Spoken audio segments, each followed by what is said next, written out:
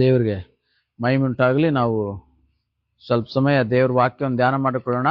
ಅದಕ್ಕೋಸ್ಕರವಾಗಿ ನಾವು 2 ಕೊರಿಂಥ ಪತ್ರಿಕೆ ಅಧ್ಯಾಯ 13 ವಚನ 11ರಿಂದ 14 ನಾವಿವತ್ತು ಧ್ಯಾನ ಮಾಡ್ಲಿಕ್ಕಿದ್ದೇವೆ. ಈಗ ಪೌಲನು ಕೊರಿಂಥಕ್ಕೆ ಅನೇಕ ವಿಚಾರಗಳನ್ನ ಈಗಾಗಲೇ 1ನೇ ಪತ್ರಿಕೆಯಲ್ಲಿ 2ನೇ ಪತ್ರಿಕೆಯಲ್ಲಿ ಆತನು ದೇವಜನರಿಗೆ ತಿಳಿಸೋದ್ರ ಕುರಿತಾಗಿ ಎಚ್ಚರಿಸೋದ್ರ ಕುರಿತಾಗಿ ನಾವು ನೋಡ್ತೇವೆ. ಇನ್ನು ಕೊನೆಯ ಭಾಗದಲ್ಲಿ ಬರುವಾಗ ಇಲ್ಲಿ ಪೌಲನು 13ನೇದಲ್ಲಿ ಮುಖ್ಯವಾಗಿರ್ತಕ್ಕಂಥ ಅನೇಕ ಸಂಗತಿಗಳನ್ನ ಹೇಳೋದ್ರ ಕುರಿತಾಗಿ ನಾವು ನೋಡ್ತಾ ಇದ್ದೇವೆ. ಮುಖ್ಯವಾಗಿ ಇಲ್ಲಿ ವಚನ 11ರಿಂದ 14ರಲ್ಲಿ ಏನ್ ನೋಡ್ತೇವಪ್ಪ ಅಂತಂದ್ರೆ ಪೌಲನ ಕಡೆ ಮಾತುಗಳು, ಪತ್ರಿಕೆಯಲ್ಲಿ ಕಡೆ ಮಾತುಗಳು. ಆತನು ಹೀಗೆ ಹೇಳ್ತಾ ಇದ್ದಾನೆ. ಪ್ರಾಮುಖ್ಯವಾಗಿರ್ತಕ್ಕಂಥ ವಿಚಾರದೊಂದಿಗೆ ಆತನು ಈ ಪತ್ರಿಕೆಯನ್ನ ಮುಗಿಸೋದ್ರ ಬಗ್ಗೆ ನಾವು ನೋಡ್ತೇವೆ. 11ನೇ ವಚನದಿಂದ ಮುಂದುವರಿಸಿ ಈ ರೀತಿಯಾಗಿದೆ ಅಲ್ಲಿ. ಕಡೆ ಮಾತೇನೆಂದರೆ, ಸಹೋದರರೇ, ಸಂತೋಷ ಪಡಿರಿ, ಕ್ರಮಪಡಿಸಿಕೊಳ್ಳಿರಿ, ಧೈರ್ಯವುಳ್ಳವರಾಗಿರ್ರಿ, ಒಂದೇ ಮನಸ್ಸುಳ್ಳವರಾಗಿರ್ರಿ, ಸಮಾಧಾನದಿಂದಿರ್ರಿ. ಆಗ ಪ್ರೀತಿಯನ್ನ ಶಾಂತಿಯನ್ನ ಕೊಡುವ ದೇವರು ನಿಮ್ಮ ಸಂಗಡ ಇರುವನು. ಪವಿತ್ರವಾದ ಮುದ್ದಿಟ್ಟು ಒಬ್ಬರನ್ನೊಬ್ಬರು ವಂದಿಸಿರಿ.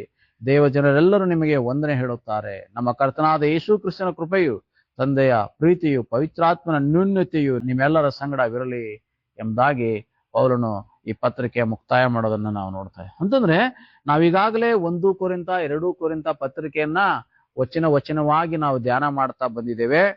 ಅನೇಕ ವಿಚಾರಗಳನ್ನ ನಾವೀಗಾಗಲೇ ಈ ಭಾಗಗಳಲ್ಲಿ ನಾವು ತಿಳ್ಕೊಂಡಿದ್ದೇವೆ. ದೇವರು ನಮ್ಮ ಜೊತೆಗೆ ಮಾತಾಡಿದ್ದಾರೆ. ಇನ್ನು ಕೊನೆಯ ಭಾಗದಲ್ಲಿ ಪೌಲನು ಕೊರಿಂಥಕ್ಕೆ ಹೇಳ್ತಕ್ಕಂಥ ಮಾತು, ಇವತ್ತು ನಮಗೆ ಹೇಳ್ತಕ್ಕಂಥ ಮಾತು.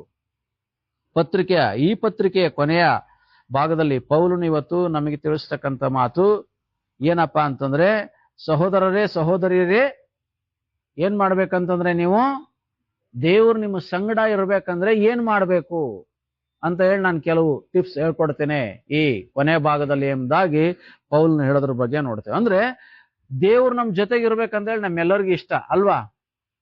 ಯಾರಿಗ ಇಷ್ಟ ಇಲ್ಲ ದೇವ್ರು ನನ್ನ ಜೊತೆಗೆ ಇರೋದಂತ ಹೇಳಿ? ದೇವ್ರು ನನ್ನ ಜೊತೆ ಇರ್ಬೇಕಂತ ಹೇಳಿ ನಮ್ಮೆಲ್ಲರಿಗೂ ಇಷ್ಟನೇ ಅಲ್ವಾ? ಎಲ್ಲರಿಗೂ ಇಷ್ಟ ತಾನೆ ದೇವ್ರು ನಮ್ ಜೊತೆಗೆ ಇರ್ಬೇಕಂತ ಹೇಳಿ? ಎಲ್ಲರಿಗೂ ಇಷ್ಟ, ನಮಗೆ ಇಷ್ಟಪಡ್ತೇವೆ ದೇವ್ರು ನನ್ನ ಜೊತೆಗಿರ್ಬೇಕು ಅಂತ ಹೇಳಿ. ಆದ್ರೆ ದೇವ್ರು ಅಂದ್ಕೊಂಡವ್ರ ಎಲ್ಲರ ಜೊತೆನೂ ಇರಕ್ಕಾಗಲ್ಲ. ಯಾಕಪ್ಪ ಅಂತಂದ್ರೆ ದೇವ್ರದು ತನ್ನದೇ ಆಗಿರ್ತಕ್ಕಂಥ ಸಿದ್ಧಾಂತಗಳಿದೆ ಅಲ್ವಾ? ಏನ್ ಸಿದ್ಧಾಂತಗಳಿದೆ? ನಾನ್ ನಿಮ್ ಸಂಗಡ ಇರ್ಬೇಕಂದ್ರೆ ಏನ್ ಮಾಡ್ಬೇಕು ಅಂತ ಹೇಳಿ ದೇವ್ರ ವಚನದಲ್ಲಿ ತಿಳಿಸಲ್ಪಟ್ಟಿದೆ. ಅಂದ್ರೆ ದೇವ್ರು ನಮ್ಮ ಸಂಗಡ ಇರ್ಬೇಕಂದ್ರೆ ಏನ್ ಮಾಡ್ಬೇಕಪ್ಪ ಅಂತ ಹೇಳಿ ನಮಗೆ ದೇವ್ರ ವಾಕ್ಯದಲ್ಲಿ ಹೇಳುತ್ತೆ. ಇವತ್ತು ನನ್ನ ಸಂಗಡ ದೇವ್ರು ಇರ್ಬೇಕು, ನಿಮ್ಮ ಸಂಗಡ ಇರ್ಬೇಕಂದ್ರೆ ಏನ್ ಮಾಡ್ಬೇಕಂತ ಹೇಳಿ ದೇವ್ರ ವಾಕ್ಯಗಳು ತಿಳಿಸಲ್ಪಟ್ಟಿದೆ. ಇಲ್ಲಿ ಪೌಲ್ ತಿಳಿಸ್ತಾ ಇದ್ದಾನೆ ಏನಂತ ಹೇಳಿ. ಇವತ್ತು ನಮ್ಮ ಧ್ಯಾನದ ವಿಷಯ ಏನಪ್ಪಾ ಅಂತಂದ್ರೆ, ದೇವ್ರು ನಮ್ಮ ಸಂಗಡ ಇರ್ಬೇಕಾದ್ರೆ ನಾವು ಮಾಡ್ಬೇಕಾಗಿರ್ತಕ್ಕಂಥ ಕಾರ್ಯಗಳು, ನಾವು ನಡ್ಕೊಳ್ಬೇಕಾಗಿರ್ತಕ್ಕಂಥ ರೀತಿ ನೀತಿಗಳು ಏನು ಅಂತ ಹೇಳಿ ಇವತ್ತು ನಾವು ಧ್ಯಾನ ಮಾಡ್ಲಿಕ್ಕಿದ್ದೇವೆ. ಅದ್ರಾಗೆ ಮೊದಲನೇದಾಗಿ ಪೌಲ್ ಹೇಳ್ತಾನೆ, ದೇವ್ರು ನಮ್ಮ ಸಂಗಡ ಇರ್ಬೇಕಪ್ಪ ಅಂತಂದ್ರೆ, ಶಾಂತಿಯನ್ನ ಪ್ರೀತಿಯನ್ನ ಕೊಡುವಂತ ದೇವ್ರು ನಮ್ಮ ಸಂಗಡ ಇರ್ಬೇಕಪ್ಪ ಅಂದ್ರೆ ನಾವೇನ್ ಮಾಡ್ಬೇಕು? ಮೊದಲನೇದಾಗಿ ಸಂತೋಷ ಪಡ್ಬೇಕು. ಸಂತೋಷವಾಗಿರ್ರಿ ಅಂತ ಹೇಳಿ ದೇವ್ರ ವಾಕ್ಯ ಹೇಳುತ್ತೆ. ಅಂದ್ರೆ ಸಂತೋಷ ಎಲ್ಲಿರುತ್ತೋ ಅಲ್ಲಿ ದೇವ್ರು ಇರ್ತಾರೆ. ಸಂತೋಷ ಇರೋ ಕಡೆ ಏನಿರ್ತಾರೆ? ದೇವ್ರು ಇರ್ತಕ್ಕಂಥವ್ರಾಗಿದ್ದಾರೆ. ಎಲ್ಲಿ ಸಂತೋಷ ಇರುತ್ತೆ? ಎಲ್ಲಿ ಸಂತೋಷ ಇರುತ್ತೆ? ಯಾರ ಮನಸ್ಸುಗಳು ಕೋಪ, ಕ್ರೋಧ, ಕಲಹಗಳಿಂದ ತುಂಬಿರದೆ ಪ್ರೀತಿಯಿಂದ ಎಲ್ಲಿ ತುಂಬಿರುತ್ತೋ ಅಲ್ಲಿ ಏನಾಗಿರುತ್ತೆ? ಸಂತೋಷ, ಸಮಾಧಾನ ಇರುತ್ತೆ. ಕೆಟ್ಟತನ ತುಂಬಿರೋ ಕಡೆ ಸಂತೋಷ ಆಗಿರಕ್ಕೆ ಸಾಧ್ಯವಿಲ್ಲ. ಎಲ್ಲಿ ಒಳ್ಳೆತನ ಇರುತ್ತೋ ಅಲ್ಲಿ ಮಾತ್ರ ಸಂತೋಷವಾಗಿರಕ್ಕೆ ಸಾಧ್ಯ. ಅದರಿಂದ ಇವತ್ತು ನಾನು ನೀವುಗಳು ಏನ್ ಮಾಡಬೇಕಾಗಿದೆ? ಸಂತೋಷಿಸ್ಬೇಕು. ಹೆಂಗ್ ಸಂತೋಷಿಸ್ಲಿಕ್ಕೆ ವಿಧಾನ ಏನು? ಕೆಟ್ಟತನದಿಂದ ನಾವು ಹೊರಗೆ ಬರುವಾಗ ಮಾತ್ರ ನಾವು ಸಂತೋಷ ಪಡಕ್ ಸಾಧ್ಯ. ಹೆಂಗ್ ಸಂತೋಷಿಸ್ರಿ ಅಂತಂದ್ರೆ, ಹೋಗಿ ಎಣ್ಣೆ ಹೊಡೆದು ಎಂಜಾಯ್ ಮಾಡ್ರಿ ಅಥವಾ ಇನ್ನೇನೋ ಪಾಪಗಳನ್ನ ಮಾಡಿ ಸಂತೋಷ ಪಡ್ರಿ ಅಂತ ಹೇಳಿ ದೇವ್ರ ವಾಕ್ಯದಲ್ಲಿ ಇಲ್ಲಿ ಹೇಳ್ತಾ ಇಲ್ಲ. ಹೇಗೆ ಸಂತೋಷ ಪಡ್ಬೇಕಂತ ಹೇಳ್ತಾ ಇದೆ? ಫಿಲಿಪ್ಪಿ 4:4 ಯಾವಾಗಲೂ ಕರ್ತನಲ್ಲಿ ಸಂತೋಷಿಸ್ರಿ, ಸಂತೋಷ ಪಡ್ರಿ ಅಂತ ಹೇಳಿ ಇದೇ ಪೌಲ್ ಏನ್ ಮಾಡ್ತಾನೆ? ಫಿಲಿಪ್ಪಿಗೆ ಪತ್ರಿಕೆ ಬರೆಯೋ ಸಮಯದಲ್ಲಿ ಹೇಳ್ತಾನೆ. ಆತನು ಜೈಲಲ್ಲಿ ಇದ್ಕೊಂಡು ಹೇಳ್ತಾ ಇದ್ದಾನೆ. ಆತನು ಸ್ವಾಮಿ ವಾಕ್ಯ ನಿಮಿತ್ತ ಆತನಿಗೆ ಸೆರೆಮನೆಗೆ ಹಾಕಿದ್ದಾರೆ. ಆತನು ಹೇಳ್ತಾ ಇದ್ದಾನೆ, ಯಾವಾಗ್ಲೂ ಕರ್ತನಲ್ಲಿ ಸಂತೋಷಿಸ್ರಿ, ಸಂತೋಷ ಪಡ್ರಿ ಅಂತ ಹೇಳಿ. ಇವತ್ತು ನಾನು ನೀವುಗಳು ಹೇಗ್ ಸಂತೋಷ ಪಡ್ಬೇಕಂತಂದ್ರೆ, ಕರ್ತನಲ್ಲಿ ನಾವು ಸಂತೋಷ ಪಡಬೇಕು. ದೇವರು ಮಹಿಮೆ ಹೊಂದುವಂತ ಕಾರ್ಯಗಳಲ್ಲಿ, ದೇವರು ಸಂತೋಷಿಸುವಂತ ಕಾರ್ಯಗಳಲ್ಲಿ ನಾನು ನೀವುಗಳು ಏನ್ ಮಾಡ್ಬೇಕಾಗಿದೆ ಅಂತಂದ್ರೆ ಸಂತೋಷ ಪಡಬೇಕಾಗಿದೆ. ದೇವರು ಸಂತೋಷ ಪಡ್ರಂತಂದ್ರೆ ನಾವು ಕರ್ತನಲ್ಲಿ ಸಂತೋಷ ಪಡ್ಬೇಕಂತ ಹೇಳಿ. ಕರ್ತನಲ್ಲಿ ಸಂತೋಷ ಪಡೋದಂದ್ರೆ ಹೇಗೆ? ನೀತಿಯ ಮಾರ್ಗದಲ್ಲಿ ಸಂತೋಷ ಪಡೋದು. ಯಾವುದು ನೀತಿ ಆಗಿದೆಯೋ ಆ ಮಾರ್ಗದಲ್ಲಿ ನಾವು ಸಂತೋಷ ಪಡಬೇಕು. ಯಾವುದು ಕರ್ತನು ಒಪ್ತಕ್ಕಂತ ವಿಧಾನವಾಗಿದೆಯೋ ಆ ವಿಧಾನದಲ್ಲಿ ನಾವು ಸಂತೋಷ ಪಡಬೇಕು. ಕರ್ತನು ಯಾವ ವಿಷಯದಲ್ಲಿ ಸಂತೋಷಿಸ್ತಾನೋ ಅಂತ ವಿಷಯಗಳಲ್ಲಿ ನಾವೇನ್ ಮಾಡ್ಬೇಕಾಗಿದೆ? ಸಂತೋಷಿಸಬೇಕಾಗಿದೆ ಎಂಬುದಾಗಿ ದೇವರ ವಾಕ್ಯ ನಮಗೆ ಬೋಧಿಸ್ತಕ್ಕಂಥದ್ದಾಗಿದೆ. ಆದ್ರೆ ಇಂದು ಜನರ ಬಲಹೀನತೆ ಏನಪ್ಪಾ ಅಂತಂದ್ರೆ, ಇಂದು ಜನರು ಯಾವ್ದ್ರಲ್ಲಿ ಸಂತೋಷ ಪಡ್ತಾ ಇದಾರೆ ಎಂಬುದ ನೋಡುವಾಗ ಅವ್ರೇನ್ ಮಾಡ್ತಾ ಇದಾರೆ? ಕರ್ತನಲ್ಲಿ ಸಂತೋಷ ಪಡ್ತಾ ಇಲ್ಲ. ಅವ್ರ ಬಲಹೀನತೆ ಏನಾಗಿಲ್ಲ ಅಂತಂದ್ರೆ ಅವ್ರಿಗೆ ಕರ್ತನಲ್ಲಿ ಸಂತೋಷ ಪಡಾಕ್ ಬಿಡ್ತಾ ಇಲ್ಲ. ಅವ್ರನ್ನ ಸೈತಾನ್ ಬಿಡ್ತಾ ಇಲ್ಲ. ಅವ್ರು ಯಾವ್ದ್ರಲ್ಲಿ ಸಂತೋಷ ಪಡ್ರಿ ಅಂದ ತಕ್ಷಣ ಯಾವ್ದ್ರಲ್ಲಿ ಸಂತೋಷ ಪಡ್ತಾರೆ? ಇವತ್ತು ಸಾಮಾನ್ಯವಾಗಿ ಮೊಬೈಲ್ ನಲ್ಲಿ ಸಂತೋಷ ಪಡ್ತಾರೆ ಅಲ್ವಾ? ಮೊಬೈಲ್, ಒಂದಿನ ಮೊಬೈಲ್ ಕಿತ್ಕೊಂಡ್ರೆ ಎಷ್ಟೆಷ್ಟು ಸಂಸಾರಗಳು ಹೊಡೆದೋಗ್ತಾವೋ ಗೊತ್ತಿಲ್ಲ. ಗಂಡ ಹೆಂಡತಿದು, ಹೆಂಡತಿ ಗಂಡಂದು ಫೋನ್ ಕಿತ್ಕೊಂಡು ಕೊಡಲ್ಲ ನಾ ಇನ್ಮೇಲೆ ಒಂದ್ ವಾರ ಅಂತಂದ್ರೆ ಎಷ್ಟು ಸಂಸಾರಗಳು ಹಾಳಾಗ್ತಾವೋ ಗೊತ್ತಿಲ್ಲ ಅಲ್ವಾ? ಅಷ್ಟೊಂದು ಏನಾಗಿದ್ದಾನೆ ಮನುಷ್ಯ ಇವತ್ತು? ಅಡಿಕ್ಟ್ ಆಗಿಬಿಟ್ಟಿದ್ದಾನೆ. ಡ್ರಗ್ಸ್ ತಗೊಂಡ್ರೆ ಹೆಂಗೆ ಡೊಪಮಿನ್ ರಿಲೀಸ್ ಆಗುತ್ತೋ ಹಾಗೆ ಇವತ್ತು ಮನುಷ್ಯ ಮೊಬೈಲ್ ಬಳಸೋದ್ರಿಂದ ಅವನ ಹತ್ರ ಡೊಪಮಿನ್ ರಿಲೀಸ್ ಆಗ್ತಾ ಇದೆ. ಅದು ಹಾಗೆ ರಿಲೀಸ್ ಆಗ್ಬೇಕು, ಅವ್ನಿಗೆ ಹ್ಯಾಪಿ ಹಾರ್ಮೋನ್ ರಿಲೀಸ್ ಆಗ್ಬೇಕು, ಖುಷಿ ಆಗ್ಬೇಕು ಅವನು. ಅದಕ್ಕೆ ಏನ್ ಮಾಡ್ತಾನೆ? ಬೇಕಾದ್ರೆ ಗಂಡನ್ನು ಬಿಡ್ತಾರೆ, ಹೆಂಡತಿನೂ ಬಿಡ್ತಾರೆ, ಮಕ್ಕಳನ್ನು ಬಿಡ್ತಾರೆ, ಮೊಬೈಲ್ ಬಿಡಲ್ಲ ಅಂತಾರೆ. ಯಾಕೆ? ಅದ್ರಲ್ಲಿ ಮೊಬೈಲ್ ಅಲ್ಲಿ ಅವ್ರಿಗೆ ಏನಿದೆ? ಸಂತೋಷ ಇದೆ. ಯಾಕೆ ಸಂತೋಷ ಇದೆ? ಅದಕ್ಕೆ ಅವರು ಅಡಿಕ್ಟ್ ಆಗಿಬಿಟ್ಟಿದ್ದಾರೆ, ಗುಲಾಮರಾಗ್ಬಿಟ್ಟಿದ್ದಾರೆ. ಇವತ್ತು ಮೊಬೈಲ್ ಮುಟ್ಟದೇನೆ ಇರಕ್ ಆಗಲ್ಲ. ಸಂತೋಷ ಇವತ್ತು ಎಲ್ಲಪ್ಪ ಅಂತಂದ್ರೆ ಮನುಷ್ಯನಿಗೆ ಮೊಬೈಲ್ ಅಲ್ಲಿದೆ. ಇವತ್ತು ಮೊಬೈಲಲ್ಲೇ ನಾವು ಯಾವಾಗಲೂ ಸಮಯ ಕಳೆಯೋದಾದ್ರೆ ನಾವು ಹೇಗೆ ಕರ್ತನಲ್ಲಿ ಸಂತೋಷ ಪಡಕ್ ಸಾಧ್ಯ ಅಲ್ವಾ? ಅದರಿಂದ ನಾವು ಮೊಬೈಲ್ ಚಟದಿಂದ ಹೊರ ಬರಬೇಕು. ಮೊಬೈಲಲ್ಲಿ ಉಜ್ವಲ್ ಸಂತೋಷ ಪಡೋದಲ್ಲ, ನಾನ್ ಸಂತೋಷ ಪಡೋದಲ್ಲ, ನೀವು ಸಂತೋಷ ಪಡೋದಲ್ಲ. ಯಾವ್ದ್ರಲ್ಲಿ ಸಂತೋಷ ಪಡಬೇಕು? ನಾವು ಕರ್ತನಲ್ಲಿ ಸಂತೋಷ ಪಡಬೇಕು. ಆದ್ರೆ ಮನುಷ್ಯನ ಬಲಹೀನತೆ ಮೊಬೈಲಲ್ಲೇ ಸಂತೋಷ ಇವತ್ತು. ಮತ್ತೆ ಸಿನಿಮಾ ನೋಡೋದ್ರಲ್ಲಿ ಸಂತೋಷ ಮನುಷ್ಯನಿಗೆ, ಸೀರಿಯಲ್ ನೋಡೋದ್ರಲ್ಲಿ ಸಂತೋಷ, ಕುಡಿಯೋದ್ರಲ್ಲಿ ಸಂತೋಷ, ಕುಡುಕ್ತನದಲ್ಲಿ ಸಂತೋಷ, ಇಷ್ಟವಾಗಿರ್ತಕ್ಕಂಥ ತಿಂಡಿ ತಿನಿಸುಗಳನ್ನ ತಿನ್ನೋದ್ರಲ್ಲಿ ದುಂದೌತಣ ಮಾಡೋದ್ರಲ್ಲಿ ಸಂತೋಷ ಪಡ್ತಾ ಇದಾರೆ ಮನುಷ್ಯರು. ಅಷ್ಟೇ ಯಾಕೆ ಮುಗ್ದಿಲ್ಲ, ವ್ಯಭಿಚಾರ ಮಾಡೋದ್ರಲ್ಲಿ ಸಂತೋಷ, ಇನ್ನೊಬ್ರನ್ನ ಹಿಂಸೆ ಪಡಿಸೋದ್ರಲ್ಲಿ ಸಂತೋಷ, ಇನ್ನೊಬ್ರನ್ನ ದ್ವೇಷಿಸೋದ್ರಲ್ಲಿ ಸಂತೋಷ, ಸ್ವಾರ್ಥದಲ್ಲಿ ಜೀವಿಸೋದ್ರಲ್ಲಿ ಸಂತೋಷ ಪಡ್ತಾನೆ. ಕತ್ತಲೆಯ ಜೀವಿತದಲ್ಲಿ ಸಂತೋಷ ಪಡ್ತಾ ಮನುಷ್ಯ ಏನಾಗ್ತಾ ಇದ್ದಾನೆ ಅಂತಂದ್ರೆ ನಾಶನಕ್ಕೆ ಆತನು ಸಿದ್ಧಗೊಳ್ತಾ ಇದ್ದಾನೆ. ನಿತ್ಯ ನಾಶನಕ್ಕೆ ಹೋಲಿಕೆ ಏನಾಗ್ತಾ ಇದ್ದಾನೆ? ಅವನು ಸಿದ್ಧಗೊಳ್ತಾ ಇದ್ದಾನೆ. ಇಲ್ಲಿ ಅನೇಕ ವಿಚಾರಗಳನ್ನ ಹೇಳಿದೆ, ಸುಮಾರು 10 ವಿಚಾರಗಳನ್ನ ಹೇಳಿದೆ, ಯಾವ್ದ್ರಲ್ಲಿ ಮನುಷ್ಯ ಇವತ್ತು ಸಂತೋಷ ಪಡ್ತಾನಂತ ಹೇಳಿ. ಈ ಒಂದು 10 ವಿಚಾರಗಳಿಂದ ನಾವೇನ್ ಮಾಡ್ಬೇಕಾಗಿದೆ? ಹೊರ ಬಂದು ಏನ್ ಮಾಡ್ಬೇಕಾಗಿದೆ ಅಂತಂದ್ರೆ ಕರ್ತನಲ್ಲಿ ನಾವು ಸಂತೋಷ ಪಡಬೇಕಾಗಿದೆ.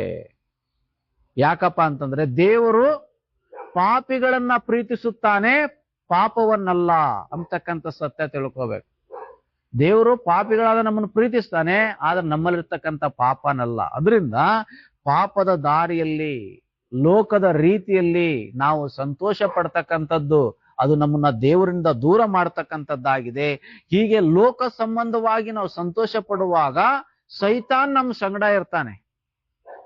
ಲೋಕ ಸಂಬಂಧವಾಗಿ ವ್ಯಭಿಚಾರ ಮಾಡೋದು, ಕುಡಿಯೋದು, ಸಿನಿಮಾಗಳನ್ನೇ ನೋಡ್ಕೊಂಡಿರೋದು, ಸೀರಿಯಲ್ಗಳನ್ನೇ ನೋಡ್ಕೊಂಡಿರೋದು, ಇನ್ನೊಬ್ರನ್ನ ದ್ವೇಷ ಮಾಡೋದ್ರಲ್ಲೇ ಸಂತೋಷ, ಇನ್ನೊಬ್ರನ್ನ ನೋವು ಮಾಡೋದ್ರಲ್ಲೇ ಸಂತೋಷ ಪಡ್ತಾ ಇದ್ರೆ ಯಾರು ಇರ್ತಾರೆ ನಮ್ಮ ಜೊತೆಗೆ? ಸೈತಾನ್ ಇರ್ತಾನೆ. ಇದನ್ನು ಬಿಟ್ಟು ನಾವು ನೀತಿ ಮಾರ್ಗದಲ್ಲಿ ಸಂತೋಷ ಪಡೋದಾದ್ರೆ ಅಲ್ಲೇ ಯಾರಿರ್ತಾರೆ? ನೀತಿ ಮಾರ್ಗದಲ್ಲಿ ಕರ್ತನಿರ್ತಾನೆ. ನಾವು ಸರಿಯಾದ ರೀತಿಯಲ್ಲಿ ಕರ್ತನಲ್ಲಿ ಸಂತೋಷ ಪಡುವಾಗ ಏನ್ ಮಾಡ್ತಾನೆ? ಕರ್ತನು ನಮ್ಮ ಸಂಗಡ ಇರ್ತಾರೆ. ಆದ್ರೆ ನಮಗೆ ದೇವ್ರು ನಮ್ಮ ಸಂಗಡ ಇರ್ಬೇಕಂತ ಹೇಳಿ ಇಷ್ಟ ನಮಗೆ. ಆದ್ರೆ ಸ್ವಾಮಿ ಹೇಳ್ದಂಗೆ ನಾವೇ ಮಾಡ್ಬೇಕು, ಬಿಡ್ಬೇಕಾಗಿರೋ ಬಿಟ್ಟು ಸರಿಯಾದ ರೀತಿಯಲ್ಲಿ ನಾವು ಸಂತೋಷ ಪಡುವಾಗ, ಕರ್ತನಲ್ಲಿ ಸಂತೋಷ ಪಡುವಾಗ ಏನ್ ಮಾಡ್ತಾರೆ? ಕರ್ತನು ನಮ್ ಸಂಗಡ ಇರ್ತಾರೆ. ಇರ್ತಾರ ಇಲ್ವಾ? ಪೌಲ ಸೀಲರನ್ನ ಏನ್ ಮಾಡಿದ್ರಪ್ಪ ಅಂದ್ರೆ ಸೆರೆಮನೆಗೆ ಹಾಕಿದ್ರು. ದೇವರ ನಿಮಿತ್ತವಾಗಿ ಸೆರೆಮನೆಗೆ ಹಾಕಿದ್ರು, ಕೈ ಕಾಲುಗಳಿಗೆ ಬೇಡಿ ಹಾಕಿದ್ರು. ಅಲ್ಲಿ ಏನ್ ಮಾಡ್ತಾ ಇದಾರೆ? ಅವರು ಸಂತೋಷ ಪಡ್ತಾರೆ. ಯಾರು ಸಂತೋಷ ಪಡ್ತಾರೆ? ದೇವರನ್ನ ಹಾಡಲ್ಲಿ ಏನ್ ಮಾಡ್ತಾ ಇದಾರೆ ಅವರು? ದೇವ್ರಿಗೆ ಆರಾಧನೆ ಮಾಡ್ತಾ ಅವರು ಸಂತೋಷ ಪಡ್ತಾ ಇದಾರೆ. ಅವಾಗ ಏನಾಗ್ತಾ ಇದೆ? ಅವರ ಬೇಡಿಗಳು ಬಿಚ್ಚಲ್ಪಡ್ತಾ ಇದೆ. ಆ ಒಂದು ಜೈಲಿನ ಕದಗಳು ಏನಾಗ್ತಾ ಇದೆ? ತೆರೀತಾ ಇದೆ. ಹಾಗೆ ಅವ್ರು ಸ್ತುತಿಸುವಾಗ ಅಲ್ವಾ, ಅವ್ರು ಕರ್ತನಲ್ಲಿ ಸಂತೋಷ ಪಡ್ತಾ ಇದ್ರು. ಅಲ್ಲಿ ಹಾಡಾಡ್ತಾ ಇದ್ದಂದ್ರೆ ಏನ್ ಸಿನಿಮಾ ಹಾಡಾಡ್ತಾ ಇದ್ರ? ಅವ್ರು ಏನ್ ಹಾಡಾಡ್ತಾ ಇದ್ರು? ಅಲ್ಲಿ ದೇವ್ರಿಗೆ ಸ್ತುತಿಗಾನ ಮಾಡ್ತಾ ಕೃತಜ್ಞತಾ ಸ್ತುತಿ ಮಾಡ್ತಾ ಇದ್ರು. ಅವರು ದೇವ್ರನ್ನ ವರ್ಣನೆ ಮಾಡ್ತಾ ಇದ್ರು. ಹಾಡೋದಂದ್ರೆ ಏನು? ಹಾಡಲ್ಲಿ ಏನಿದೆ? ಎಲ್ಲಾ ಹಾಡುಗಳಲ್ಲಿ ನಾವು ನೋಡ್ತೇವಲ್ಲ, ಏನಿದೆ ಹಾಡಲ್ಲಿ?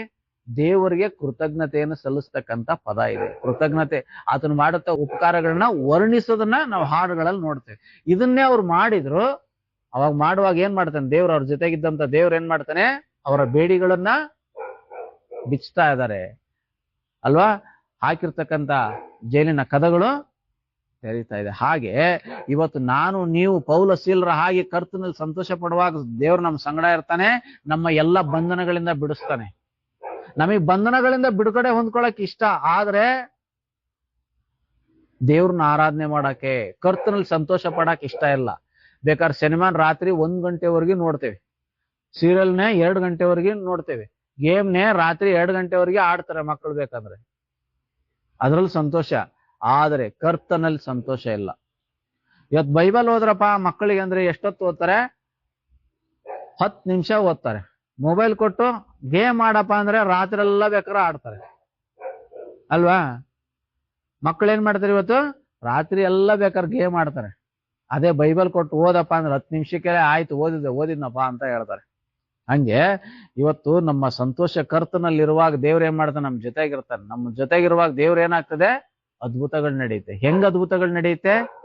ಪೌಲ ಸೀಲರು ಸ್ತುತಿಸುವಾಗ ಹೆಂಗ್ ಅದ್ಭುತ ಆಯ್ತೋ ಹಾಗೆ ನಮ್ಮ ಜೀವಿತಗಳಲ್ಲಿ ನಾವ್ ಯಾವ ಬಂಧನಕ್ಕೊಳಗಾಗಿದ್ದೇವೋ, ನಾವ್ ಯಾವ ಸಮಸ್ಯೆಯಲ್ಲಿದ್ದೇವೋ, ಯಾವ ಸಂಕಟಗಳಿದ್ದೇವೋ ಆ ಎಲ್ಲ ಸಂಕಟಗಳಿಂದ ಬಿಡುಗಡೆ ಕೊಡ್ತಾನೆ ದೇವ್ರು.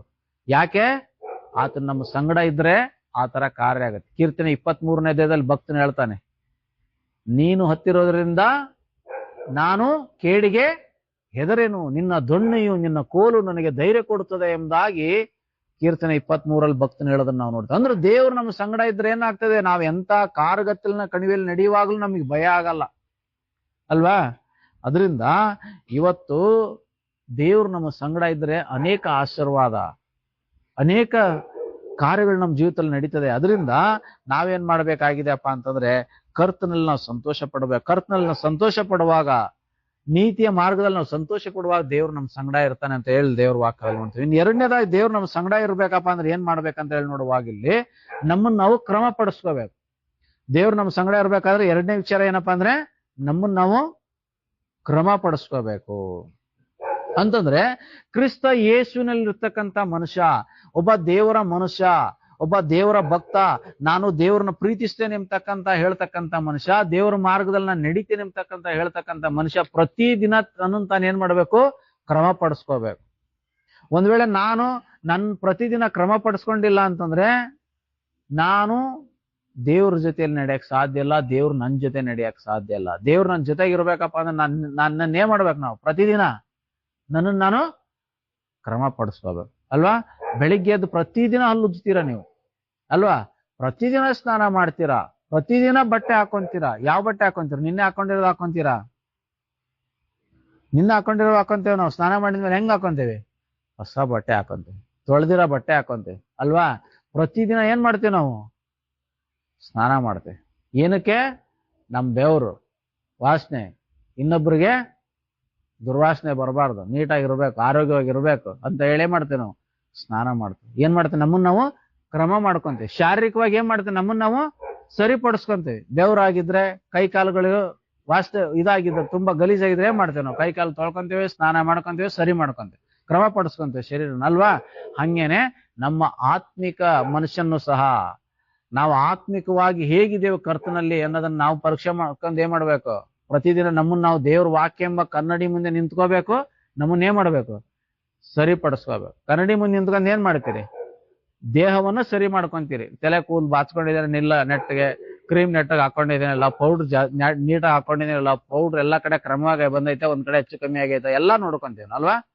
ಶರೀರ ನೋಡ್ಕೊಂತೀವಿ. ಹಾಗೆ ದೇವರ ವಾಕ್ಯ ಎಂಬ ಕನ್ನಡಿಯಿಂದ ಮುಂದೆ ನಿಂತ್ಕೊಂಡು ಏನ್ ಮಾಡ್ಬೇಕು ನಾವು? ಡೈಲಿ ನಮ್ಮನ್ನ ನಾವು ಸರಿಪಡಿಸ್ಕೋಬೇಕು. ಯಾರು ತಮ್ಮನ್ನ ತಾವು ಕ್ರಮ ಪಡಿಸ್ಕೊಂತಾರೋ ಅವ್ರ ಸಂಗಡ ದೇವರು ಇರ್ತಾರೆ. ಒಂದ್ ವೇಳೆ ನಾ ಕ್ರಮ ಪಡಿಸ್ಕೊಳ್ಳಲ್ಲ ಅಂತಂದ್ರೆ ನನ್ನ ಸಂಗಡ ದೇವ್ರು ಇರಕ್ ಸಾಧ್ಯ ಇಲ್ಲ, ನಿಮ್ ಸಂಗಡ ದೇವ್ರು ಇರಕ್ಕೆ ಸಾಧ್ಯವಿಲ್ಲ.